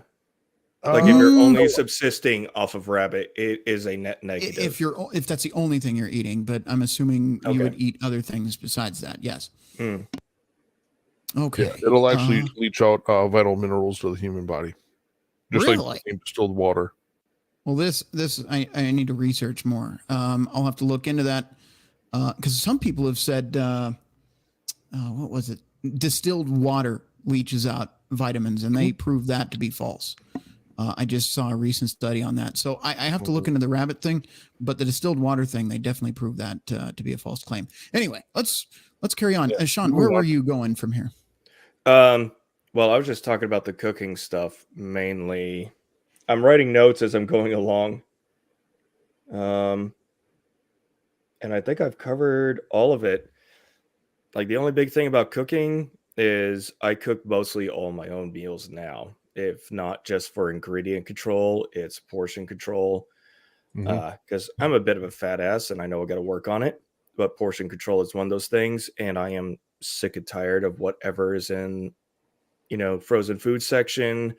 Fast food is no longer cheap. There's no such thing as a dollar menu anymore. Yeah, but no shit. when you make your own food, you could portion things out to a dollar menu. Yes, I agree. Especially if you know how to cook. Yes, that is very important. And you can, and not just for working out, but you can meal prep, like vegetables, especially if you grow them fresh, rice, chicken, fish, whatever you want to throw in there, you can mix it up. Obviously, in a survival situation, you're not worried about being fat because no one's going to be fat in a survival situation. So fun fact, there won't be many obese people. Oh, well, not for long. No. And those in a survival situation that have health complications, unfortunately, I hate to say it, that is not a good time to have health complications. If things get scary out there, which unfortunately I fear they are, but not to be. That was a little black pill. Sorry. I'm just saying, being realistic. If you have medical needs, I suggest you find a way to store extra supplies. And I know some of those things are very hard to store. Find a way. I like for instance, here's an example: Synthroid. Not easy to get extra scripts for. I strongly encourage you to figure out a way, because during situations like this, certain infrastructures might collapse, and you might not be able to go to a doctor or a pharmacist and say, "Hey, I need this." We're already seeing a decline in doctors and nurses in this country. And that's in relatively, I wouldn't say stable, but okay times. If it gets much worse, there may not be a place to go to get an emergency script written. Okay. Just keep that in mind. If you have an opportunity to get extra, do so. Okay. I've seen that there are books where, like a lot of survivalist books, and it's probably on one of Pop's PDF.com links, about finding the actual herbs and medicinal plants that you can collect, probably usually in the wild, depending on your area, that you can use as your in emergency or apocalypse prescription book. Yeah. There you go. On that note, MGTOW Mando, what's your input on this one? Well, there is one thing I think at least everyone that's spoken so far has forgotten about. you also need to get a community of like-minded people that you can trust and that you have vetted. Not wrong. Last I checked, none of us here are capable of operating 24/7. No. And except maybe Crusader. Well, but realistically, no. And there is certain knowledge bases that each of us has that someone else might not have. For example, Crusader, he's probably forgotten more about medical than I've ever learned. I wouldn't go that far. Sean St. George, I'm sure well, Sean, what's something that you do that isn't necessarily immediate life and death, but is useful in a community? That I do? Mm-hmm. I don't know. People on the spot now, you son of a bitch. Yeah, I know. So unfortunately, I never specialize in anything, but I have been in fields or done jobs where there is, I gain a lot of information from it that might be contributable. So like the cooking, that's like my own extracurricular activity because I got fed up with how restaurants and what's available in the grocery store tastes like cardboard. So I took it upon myself to learn how to make food safe, make it delicious with the minimal amount of effort and resources. I'm former infantry, so I've got some security and combat training and experience to contribute to a community. I'm in the IT field as well, so even if the electronics work, maybe I can help make it work better or put it back together. Okay, so we've got a potential medic in Crusader's case. We've got security and/or comms in your case, which Crusader also has some overlap there. Yep. Rhino, given what he does, probably would be the group's medic and or not medic, but mechanic. Yes, yes, I fix things. Yes, that is very true. But medic, you don't want me touching you if you're fucked. I misspoke. You die. I'm just gonna be honest. You die. I would have skills at hazardous material cleanups, and I would also be able to be effective as either a field medic and or just a security person. But yeah, and I come in. I'll admit I'm kind of a foodie when it comes to making meals. I've been home cooking meals for well over 20 years. I brew my own beer. I've built my own still. I have multiple radio licenses. I garden. I've literally done everything I can do on canning, pickling, you name it. I've learned just about everything I may need to know. The only thing is this comment. What? His skill. I ate Mexican food today. Yeah. I'm sorry. You know what? I did take a military military latrine sanitation course, so unfortunately I know how to get rid of that as well. But it's not fun. Not fun. And I'll give that to Mando because that's his area. Yeah. But that's what I was trying to get the point across for. Each of us has a skill that not everyone else would have. In your local neighborhood, yeah, you probably get along with maybe a third of your neighbors if you're like most people. What neighbors? Anyway. Unless you're me. By the way, just want to emphasize this because I know my audience, once again, shit talking is not a skill, nor is meme lording. I just want you to know, unless you're planning on being the jester, the town fool. Yeah. But yeah, it's not a useful skill. That's more likely to get you kicked out. Yeah, exactly. Versus being a asset. Hang on. The village idiot was a thing. Yeah. That's how we ended up getting the current Richard Potato in DC. Right. Yeah, I mean, the neighborhood I live in, I can go 2 blocks in any direction of where my home is and at least know one person, if not multiple. Okay. My neighborhood, we literally gather every Saturday afternoon and trade vegetables out of our garden. We have been doing this for well over a decade. I live in a neighborhood where if I'm gone for a day and it snows, my neighbors take care of my sidewalk for me. They know Indeed. me. So, Yep. Crusader, you Sounds know like when I exactly grew up where in I'm the going with 90s. the point that I'm trying to make. Exactly. Know the people around you and build a perimeter around you to where no matter what it may be, you can get it without leaving your home. And everybody has got a useful skill. It's just a matter of helping them figure out what it is and how to use it.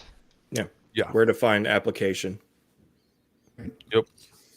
All right. I think on that note, we are pretty much good to go. I did put a link in the chat, a couple actually, but the one I'm referring to, excuse me, I'm doing some shit here. All right. I did put a link to an article. What is systemic risk and how does it lead to a banking crisis? I think I've told you enough doom and gloom. You already know what's going on here. But if you want to read up on that and understand that better, I provided you the link so you can check that out. Also, yeah, I talked about the digital currency. We're good there. And yeah, we're good. We are wrapped up for this evening. Hopefully you guys enjoyed this episode. Again, I know it was a longer one. It's not 5 hours though, so we're getting that better. We're shaving 2 hours off at least. So it's getting better, but it is a lot of information to cover. But hopefully you guys enjoyed it. Hopefully it was at least decent quality. I don't know if it was as hard hitting as Wednesdays, because dear God, I went and swinging on that one. But hopefully you enjoyed it. Hopefully we gave you something positive at the end here. It doesn't always have to be all doom and gloom. And worst case scenario, get out your whiskey and a lawn chair and enjoy the fucking show. that's always an option too. Yeah, the one who can make alcohol will be king in a community. Yes. Oh yeah. Or grow their Billy, own weed. Billy, please, you guys and your shit that you do on, damn it. Here, I hate when people post links in the stream because then I have to open the, oh my God, it's one of his things again. No. Just stop. Stop. Okay. You guys keep talking. I got to fix this now that he did this because now I have to download it and do all this fucking shit. So, it's a really short one. So here's the question. What evil did Billy Von Baum decide to unleash upon us this time? It's only 1 second. It can't be that bad. Billy Mays. There's more. All right. Yeah, it's Billy Mays. Let's check it out. All right. Hang on. God damn it. I do all this prep work, and then you see when I have to pull something up. It's like pulling teeth over here. Here we go. Share. And yes, But wait, there's more. I'm downloading that now. That is definitely getting thrown into the mix here. All right. Thank you, Billy. I much see he's being nice. What does that mean though? He's being nice. Something's coming. Well, remember what tomorrow is. Oh yeah, April 1st. On that note, since we've covered all of the material, we've gotten through it. Everybody's happy.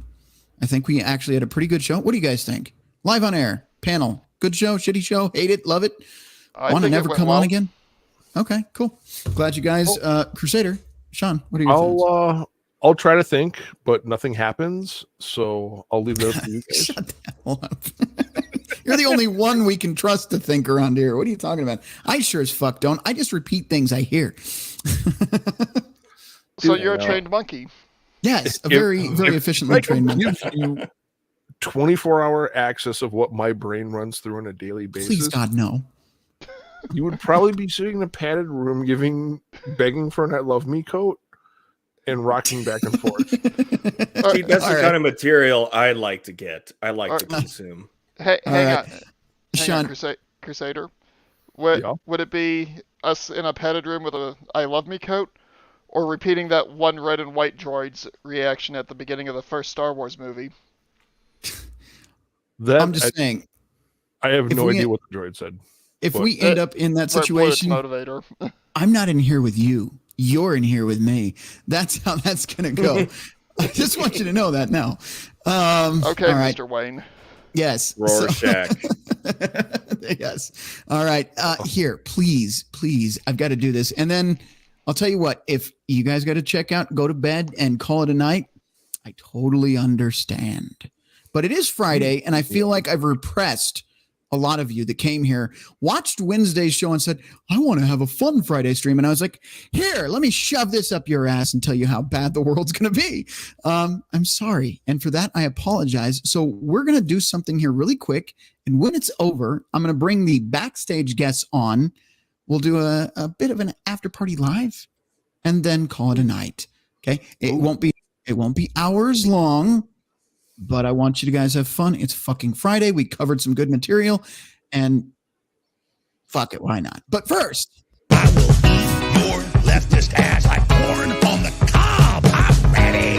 I will eat your ass. I will eat your leftist ass like corn on the cob. I'm ready. I will eat you. I will eat your ass.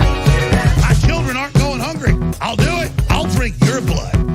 And I'm starting to think about having to eat my neighbors. You think I like size it up? I'm gonna haul him up by chain. Chop his ass up, size it up. I'm gonna haul him up by chain. Chop, chop, chop, chop. I will eat your leftist ass like corn on the cob. I'm ready. I will eat your ass. I will eat your leftist ass like corn on the cob. I'm ready. I will eat you. I will eat your ass. I'll barbecue your ass flat. I will cook your ass up so fast, and I'll tell them, well, I killed a cow out back, baby. You think Christ would eat somebody? He would never do that. I will. I'm ready to hang them up, gut them and skin them and chop them up. You know what? I'm ready. I will eat your leftist ass like corn on the cob. I'm ready.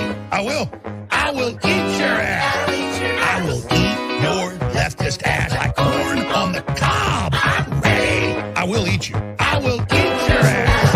I will eat your leftist ass like corn on the cob. I'm ready. I will eat your ass. I will eat your leftist ass like corn on the cob. I'm ready. I will eat you. I will eat your ass. And that's why I want the globalists to know. I will eat your ass first. I swear to God, if it's the last thing I do, I'm gonna get my... Hello, my name is Red Pill Rhino. You may know me from such shows as The Redonkulous Show and Jimmy Bone's Waffle Hour. Today I want to talk to you about a subject that is near and dear to my heart. Cougars. Older women often know what they want in the bedroom and are confident in their sexuality, which can lead to a more satisfying, intimate experience for both partners. However, oftentimes most younger men don't realize the richness and joy an older cougar can bring to their lives.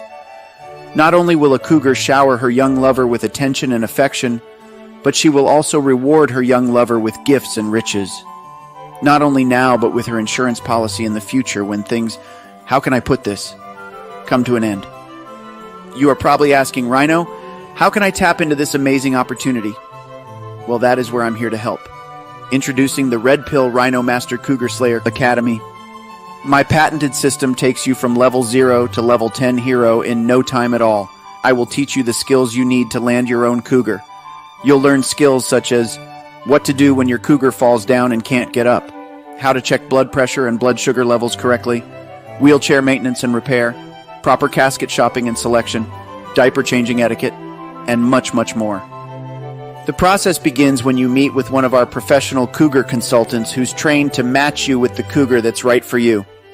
Once matched, you'll be introduced to your cougar via Zoom call. That is, if your cougar knows how to work her computer's camera. From there, you will meet your cougar and your budding love affair will soon bloom into a rich and warm relationship filled with lots of fun times and the many inevitable doctor's visits.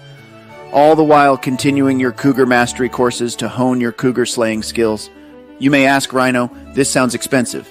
And that is where you'd be wrong, because I am bringing you my services for the low, low price of only $69.95 a month. For this amazing low price, your world will be transformed forever. A world where you and your cougar will romp and enjoy life as it was intended. But wait, there's more. Not only will I be bringing you my cougar slaying courses for this incredibly low price, but I'm also going to include the Cougar Cub Connection Network, a place I created for you to meet other like-minded cougars and cubs to share in your amazing journey. But you need to act now as space is limited and classes are filling up quickly.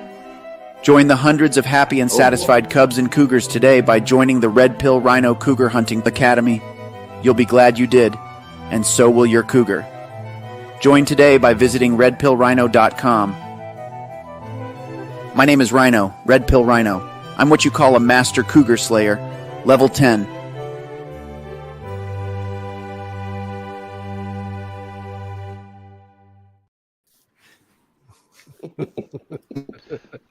Wait, now we're back. Now we're officially back.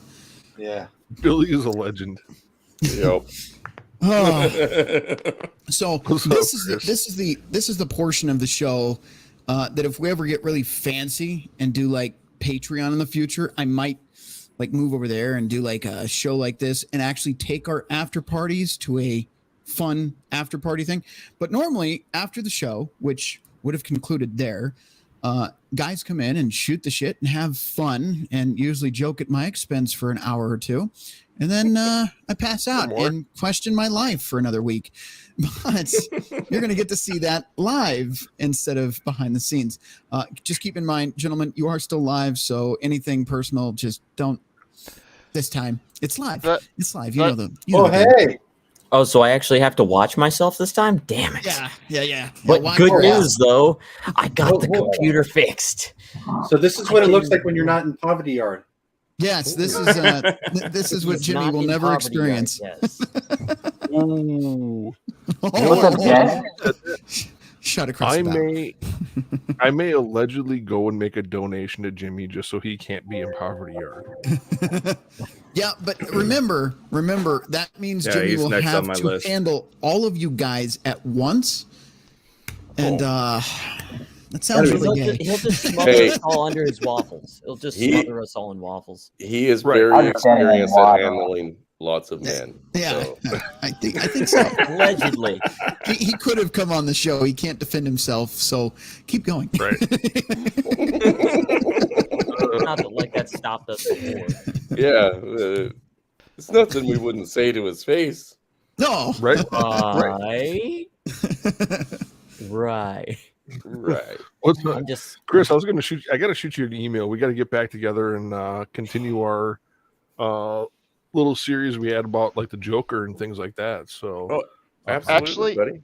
I had a little bit of an idea that I wanted to bounce off you guys for a stream in the future. Oh no! Since we have talked about things like AI, and I know a few of us are interested in psychology and possibly superheroes. Each of us pick a specific character that we like, hero or villain, and go into the psychology of that particular character. Ooh. We have to do it. That's going to be at least 6 to 10 hours long, bro. Yeah, that's a Mitchell stream, I think. Yeah, we're going there. Chris, you can do that before break. Fuck yeah. And Bob, to answer Bob's very inaccurate comment here. Here we go. I cannot be a fucking racist asshole because now I identify as a black lightweight boxer female. Okay. So anyone that judges me is automatically a bigot. Anyone. Right. Yeah. There you go. So there you fuck go. you, Bob. You's a bigot. And I know coming out as the Chupacabra last time, that was a bit of a personal moment, but yeah, I think we all handled it well. Vincent of MGTOW. Hey Rhino, rock on, bro. Good to see you here. If I didn't see you early in the stream, sorry, but glad to see you here now at least. Yes, rock on as well. Let's see. Polska Bob here. Mitchell, you just said that. You just added another word. Yeah. Use the bigot. Well, it takes one to know one. We'll just leave it at that. Yeah, exactly. I bring the bigotry. Jesus Christ. By the way, I want to show you this before something happens to it. That's what she said. So, yeah, well, indeed. Wrapped in Let's depends. see. Let's see. Yeah, no. Now it won't load. So, of course.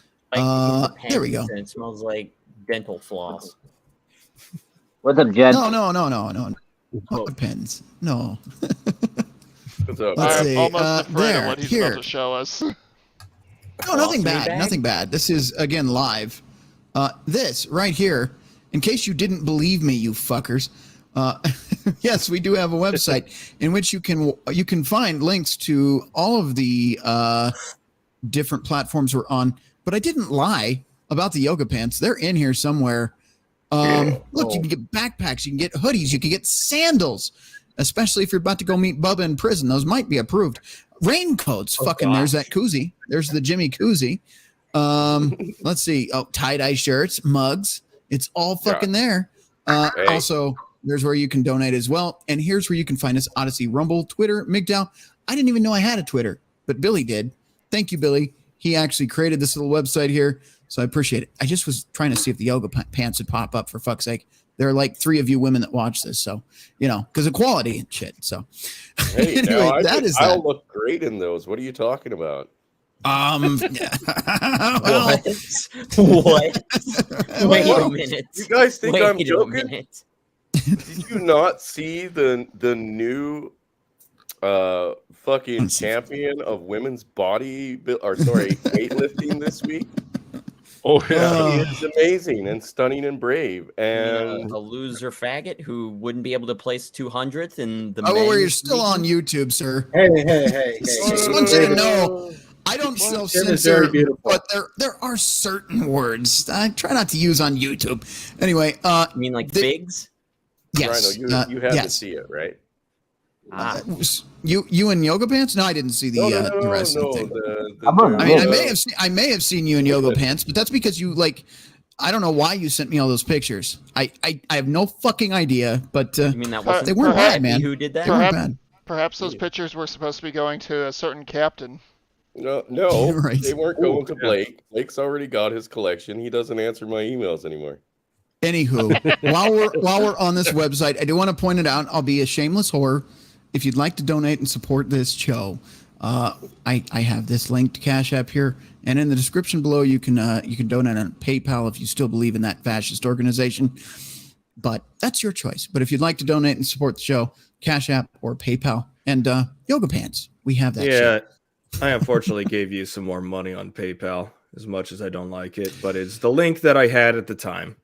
First of all, I appreciate that. Secondly, if it weren't for the fact that PayPal is convenient for people, I wouldn't use it. I know what Pop went through with it, and that's why I started the Cash App, for those of you that say fuck PayPal. But yeah, thank you. I appreciate that. Anyway, now that I'm done promoting the fucking yoga pants that never showed up on the fucking screen, thanks. Website's broken. Anyway, welcome back. Is it the website or is it the operator? You want to see some gameplay, Rhino? It might be me. Bob redeemed himself with the promoting fixed my computer. Who the fuck is this? What the fuck? He wasn't coming on. Fig. Oh, yeah, look at him. Well, He looks like he's in a nuclear apocalypse with that lighting. What's up, Waffle King? We're getting close here, man. But I had to come in and defend myself because someone made an off-code joke. Hang on. That's racist. Hang on. He doesn't look like he's in a nuclear apocalypse. If you've ever been in Iraq during a sandstorm, he looks exactly like that. Yeah. Like he's in the the light forest. is just flooding his Here, I face can in the add- background and all that. I can make it even better. Here, hang on. Let me bring. Don't do it. You got to fix your mic, is what you got to do. Yeah. Oh. How about now? Blue is Fucking not your not- color. What are you, a Blue is not fucking your color. Smurf? Hey, Antarctica. Jimmy. Bones. Jimmy, How about now? you do know what the blue light district signifies, right? No. No.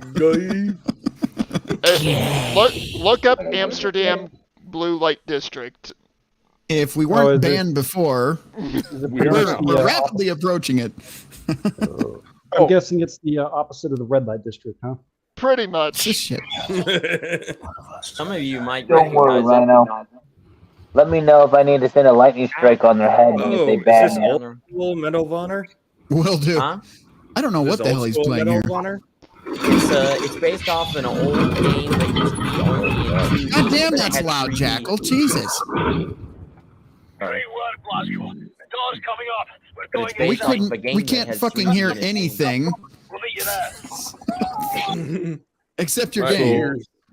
So Jack, What's that? I said so. Jack was Don't playing get- himself. I thought someone Hang got mauled by a zombie in the game. Oh, something about a zombie game is what I caught. I'm having your mic is a little card. bit foggy. Volume's been reduced. Not surprised.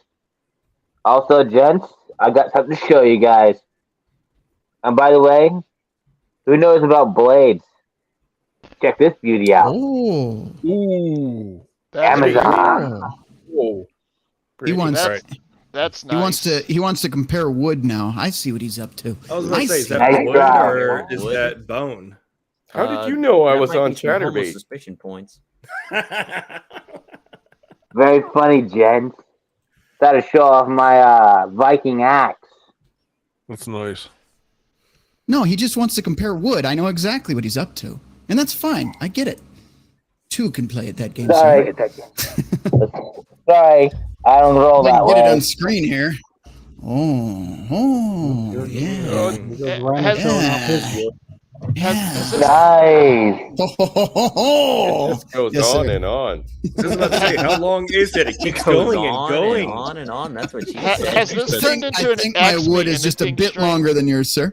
Include the wooden fist. Include the wooden fist. Yeah, That's you all can I. put it in the wooden fist grip. There you go. Hang on. Let me Edmund's something get all wrong my here, right wood there. together here. Yeah. Fuck yeah. Fucker. And this is why we usually do this off air. Yes. Well, you said we're here to have fun, right? Well, I'm having Oh God! fun. You guys Everybody's have fun. playing with their fucking wood now. Jesus Christ! Put This your live wood stream away, is gentlemen. disintegrating. Put your wood away. I don't have any wood No, next to hey, me. Edmund's just saying it's hammer time. It's actually I got this at the, Dude. I got this at the fair. I had it forged, commissioned and forged and everything. They did a pretty job, you know. So it's nice and pretty. Hell yeah! So That thing looks like it would nice. hurt. Just a Yeah, little well, bit. it's supposed to. It's this is the Tickle Land right here. Or to scratch your back, that's the abortion pick. No, that's banned. Now we are okay, and banned. the band. No, but it works as a pretty good back scratch. Fair You enough. don't have to slice yourself though. Those suckers really hurt. No, yeah, that's what it's like. I had to sign a whole waiver and everything. They were like, "Well, it's a real weapon and all that," and I'm like, "Yeah, I know. That's Exactly. why I'm buying it." That's why I'm buying it. Yes, and I'm wondering if they'll let me use this at the Ren Fair. I mean, I can use the Melee weapons are just as important as projectiles. yeah. And True. see, and this is I agree. yes. Everything has a use. Yep. Hey, I'm trying to find somebody who can actually forge two different sci-fi blade styles that I've looked at for a couple of years now. One better not be a Keyblade, I fucking swear, man. No. One's a I Klingon know duck tongue. I know someone who That can. hurt. There you go. For Chris Mitchell. What? What happened? Look The at yoga that. pants. Screen. The yoga I'm gonna pants. look. I'm gonna look great in them motherfuckers when I take that championship belt. Let me tell you. There you go. Let me tell you, man. I'd take them off that model. Hey, as Oh, yeah, there you go. as a first trans woman lightweight black boxer in Canada, I mean, Jesus Christ. I plan on going through the whole lineup in one day. We've decided to turn it all into an event, and I'm going to so see how you're many of these bitches Canadian I can destroy. Zuby? Yeah, who? Zuby? Yeah, Zuby. He's The British British was it deadlift record holder for women. Oh yeah, That's yeah, like a yeah. 260 pounds, 6'2", 6'3", black guy. Oh Well, yeah, yeah, but no, I mean, yeah. it's gonna be like that, but I'm way more attractive, and I only identify as black. The fact that you can identify as Even black. more I virtual. love when he comes on. Let me know when you want to What? send a lightning strike to him. RuPaul fucking got on a Wheaties box, all right? I'm going to get on Pop-Tarts. I'm getting on fucking Fruit Loops. I'm getting on Jimmy. cornflakes. I'm Jimmy, getting do me on a Cocoa favor. If one of you could, Crusader, Jimmy, whoever is more advanced than me, could you put the link to this guy's show in the fucking chat so everybody else can join him over there for his 6-hour awesome streams? That's like pee break, Chris. Hours right? of bigotry, guys. Hours of bigotry.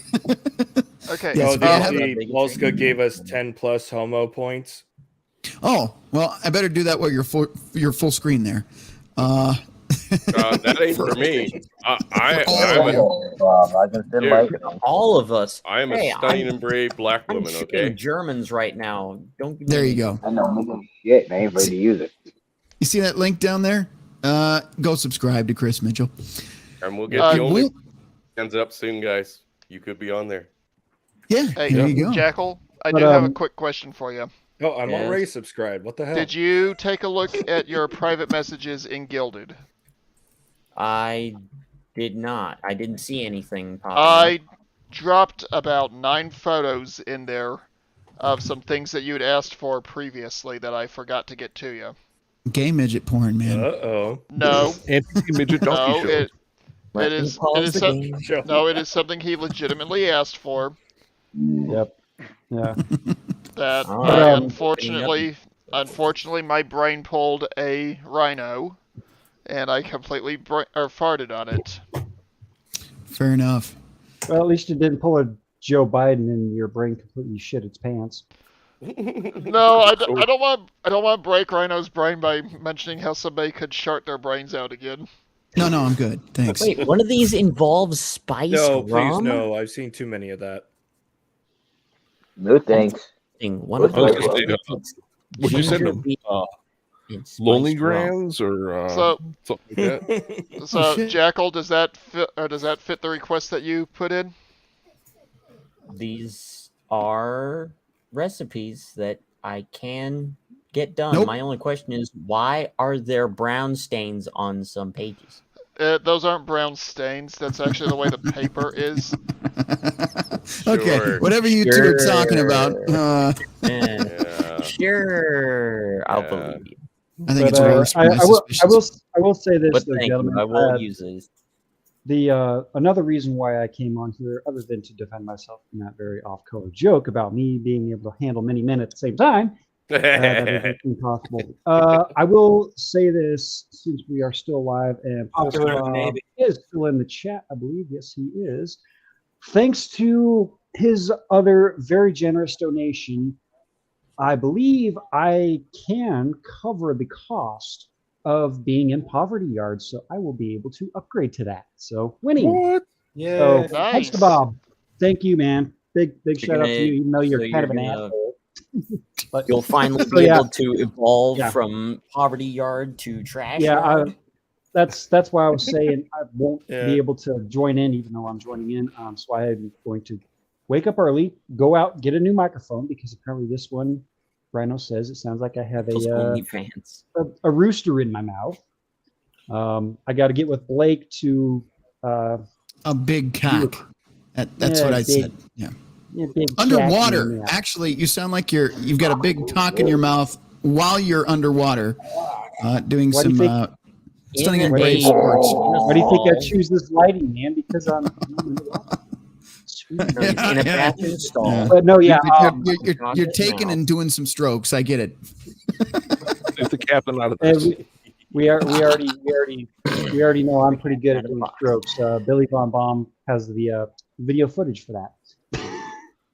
There you go. But anyways, I got a big day ahead of me tomorrow. New microphone first and foremost, and then I'm gonna get with Blake and do Adobe crash course, because I'm just gonna say it. I may or may not become an editor for Redonkulous.com. So What? Nice. yeah, Nice. yeah. Blake hit me up the other day and he says, "Let's do a crash course, so you can get through this." I was like, "All right, well, I need to buy it." He says, "No need." What's really happening here is they've realized I'm an asshole and they shouldn't trust me on that show. So it just you're seems good, like, man. It just seems like he's trying to pass the torch of what he's doing that ridiculous down to other people that he sees potential in. You know, Or it's like an intern and you don't have to pay him. That's probably an unpaid. Apparently, but Which but reminds me, Jimmy, I'm gonna send you a little bit your way as well. I'm The gonna. ones I wanted to cover Thank you guys very was much. Pop that I got last night. Rhino, I got you tonight.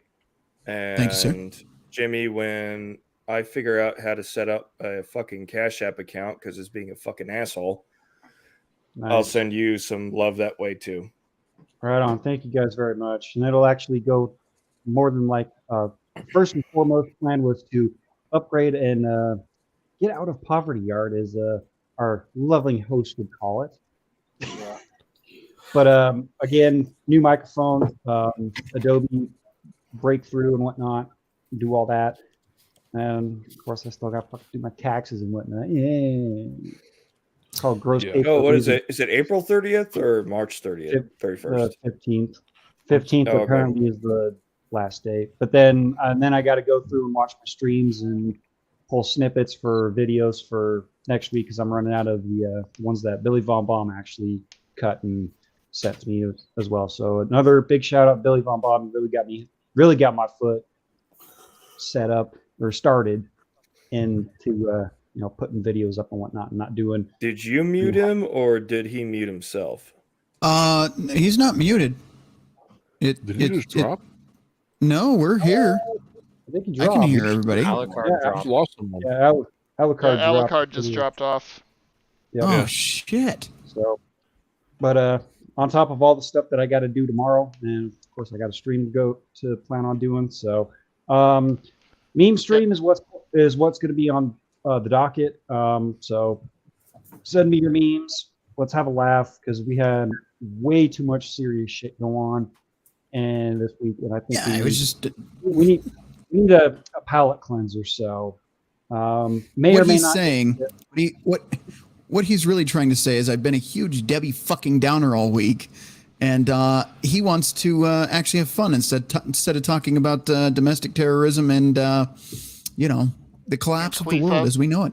Yeah. Not the collapse of the world, just the collapse Well, of I the mean, Yes. we got it. We got It was as Thanos says, we need to keep all things balanced. We can talk about the serious stuff, but every once in a while, we got to have a laugh.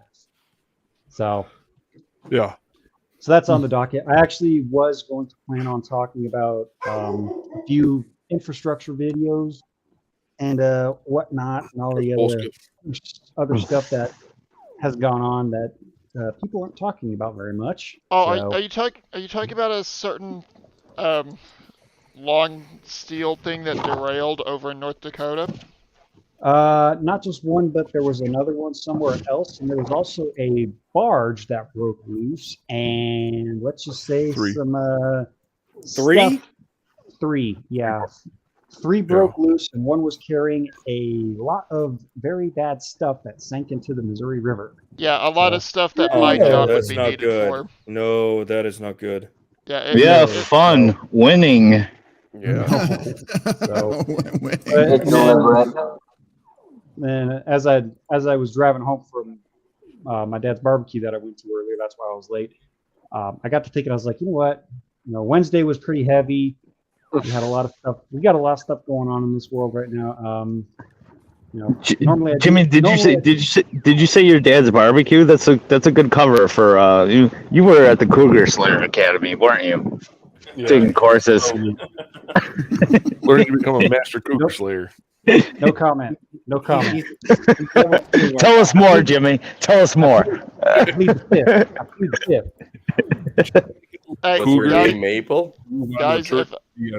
guys, if I join him tomorrow on stream, I'll make it a point to thoroughly interrogate him about the Cougar Slayer Academy for you all. Oh, I have a feeling he'll crack under pressure. I plead the fifth. He'll crack under the crack. Well, hang on. Of course he'll crack speaking under of pressure. interrogators, where is Billy to interrogate Jackal?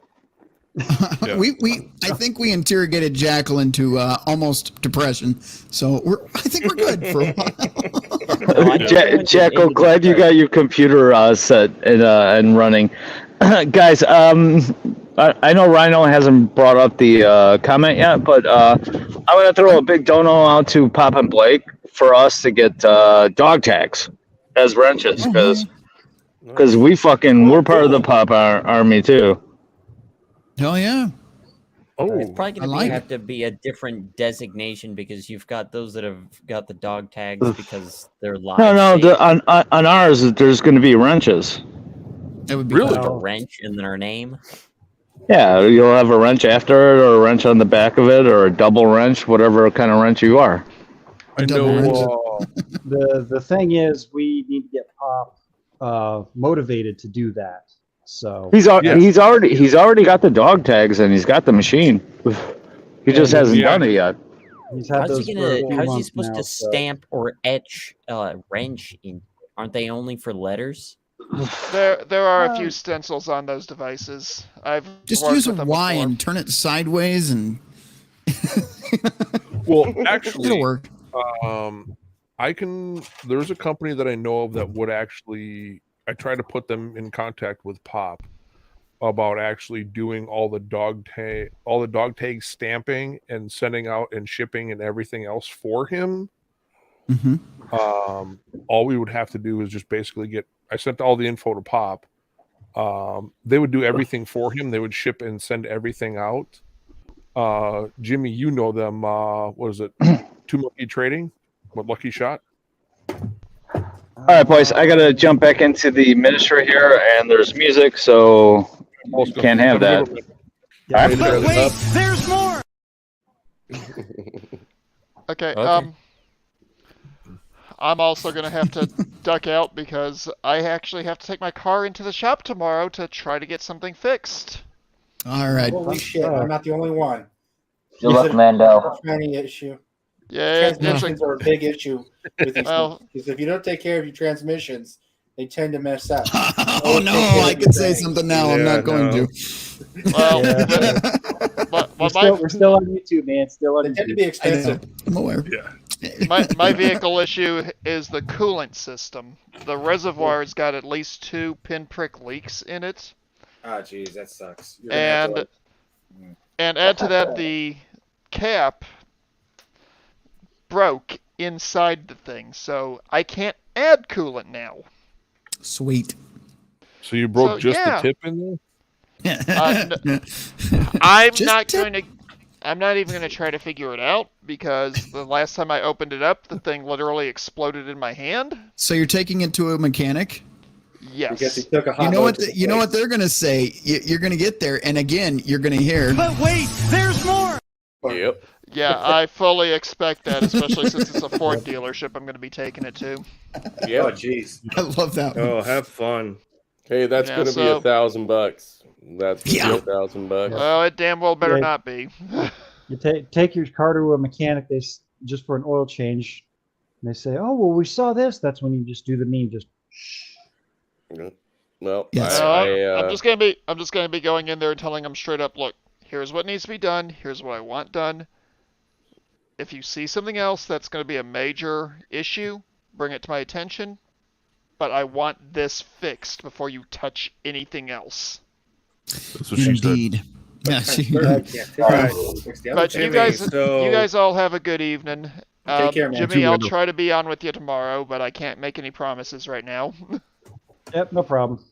Later, Good luck, Mando, with your car. You all be safe. Jimmy. Cheers. You too. Probably won't. See you later, Amanda. So, Jimmy, check your Cash App. Hopefully, I sent it correctly.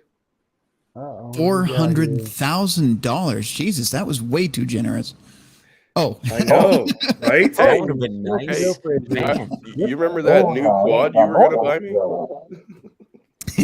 Jesus. Yeah. Sean, thank you very much, good sir. That did go through correctly. So thank you very much, good sir. I need a We're Not Worthy of our own. We need our own We're Not Worthy.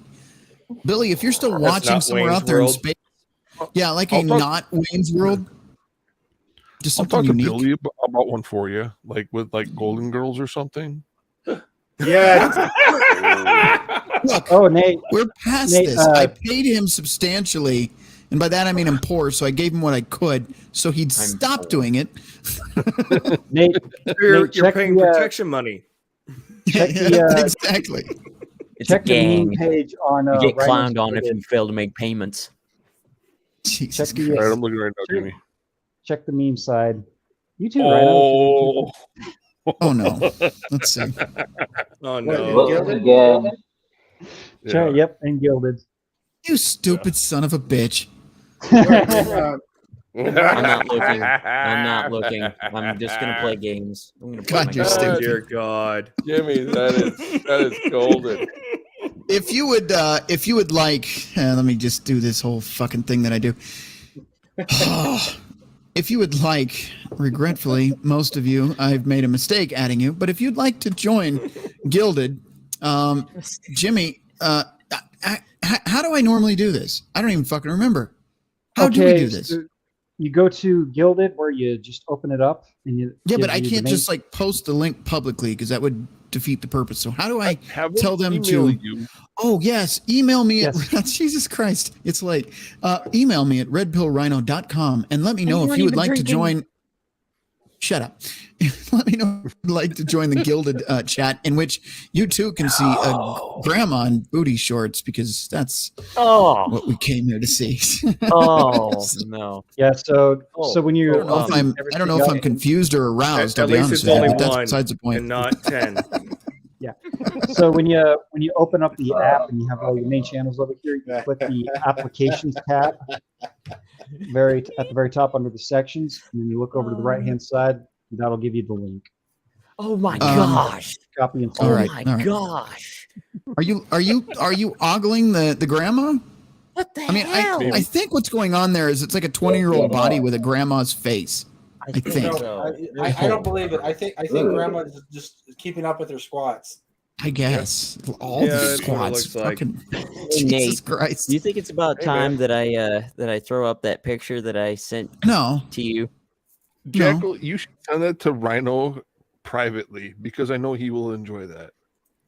Okay, we'll see. Can't see on that. Oh, leave the rest No, of I us want out. everyone I to see how it see is. just what Rhino's into. I want everyone to see. Well, just put it in in the Gilded or something. That's Hold what on. I'm doing. You may regret. There You it guys is. may regret that. Fixed. Problem solved. All right. Yeah. I'm glad we didn't see it because I'll definitely have to drink a ton of booze to get it out of my head. It's Indeed. not that bad. It's just a little, Jimmy, a you little haven't ribbing seen at our the good buddy. Slightly Where- nightmare fuel.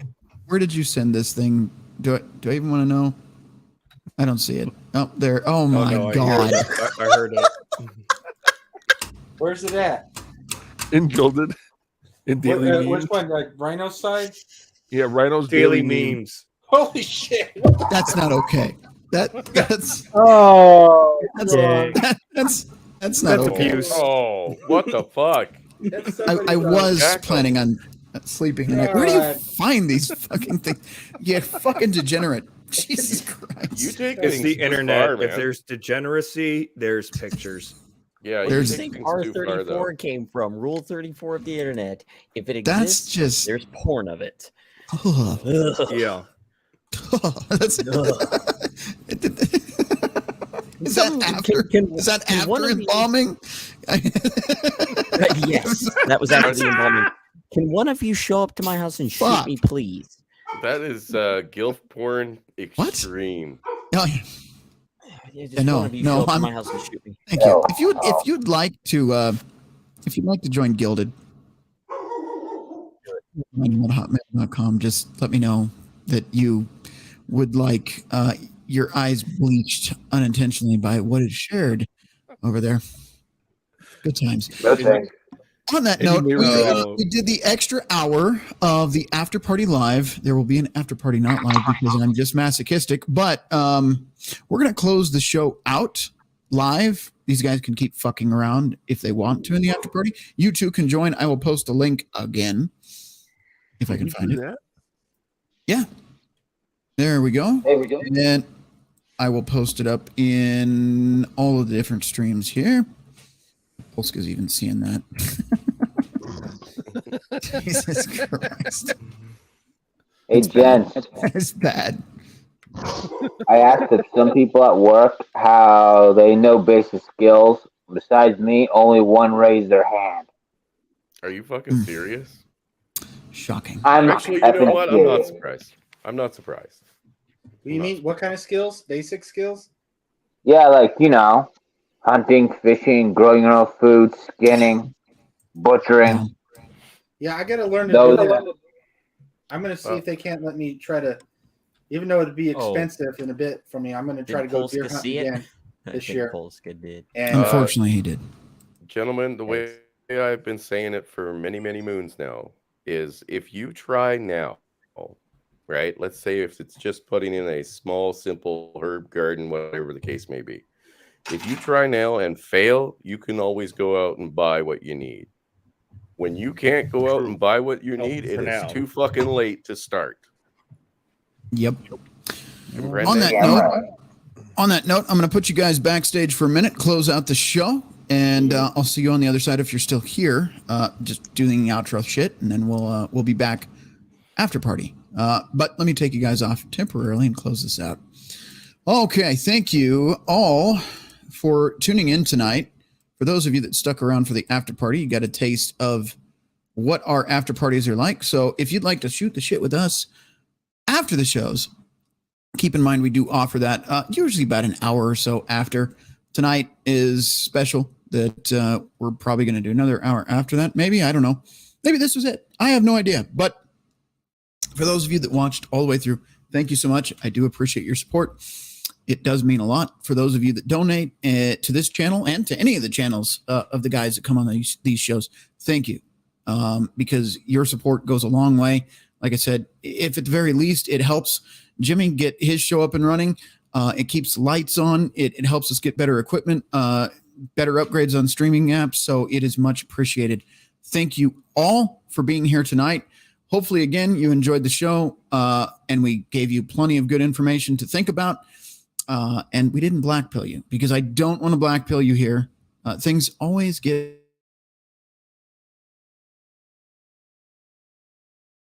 of that and prepare for that. But that being said, I think I'll take you guys out with a fun one. And we'll see you next week. It might be Wednesday, might be Friday. I don't have anything planned yet. But I might do 2 shows next week, too, just for fun. On that note, we'll do the little fun one here, and then we'll do a regular outro, and I will see you guys later. But again, thank you. I know I don't have any fancy safety briefings. Just stay alive.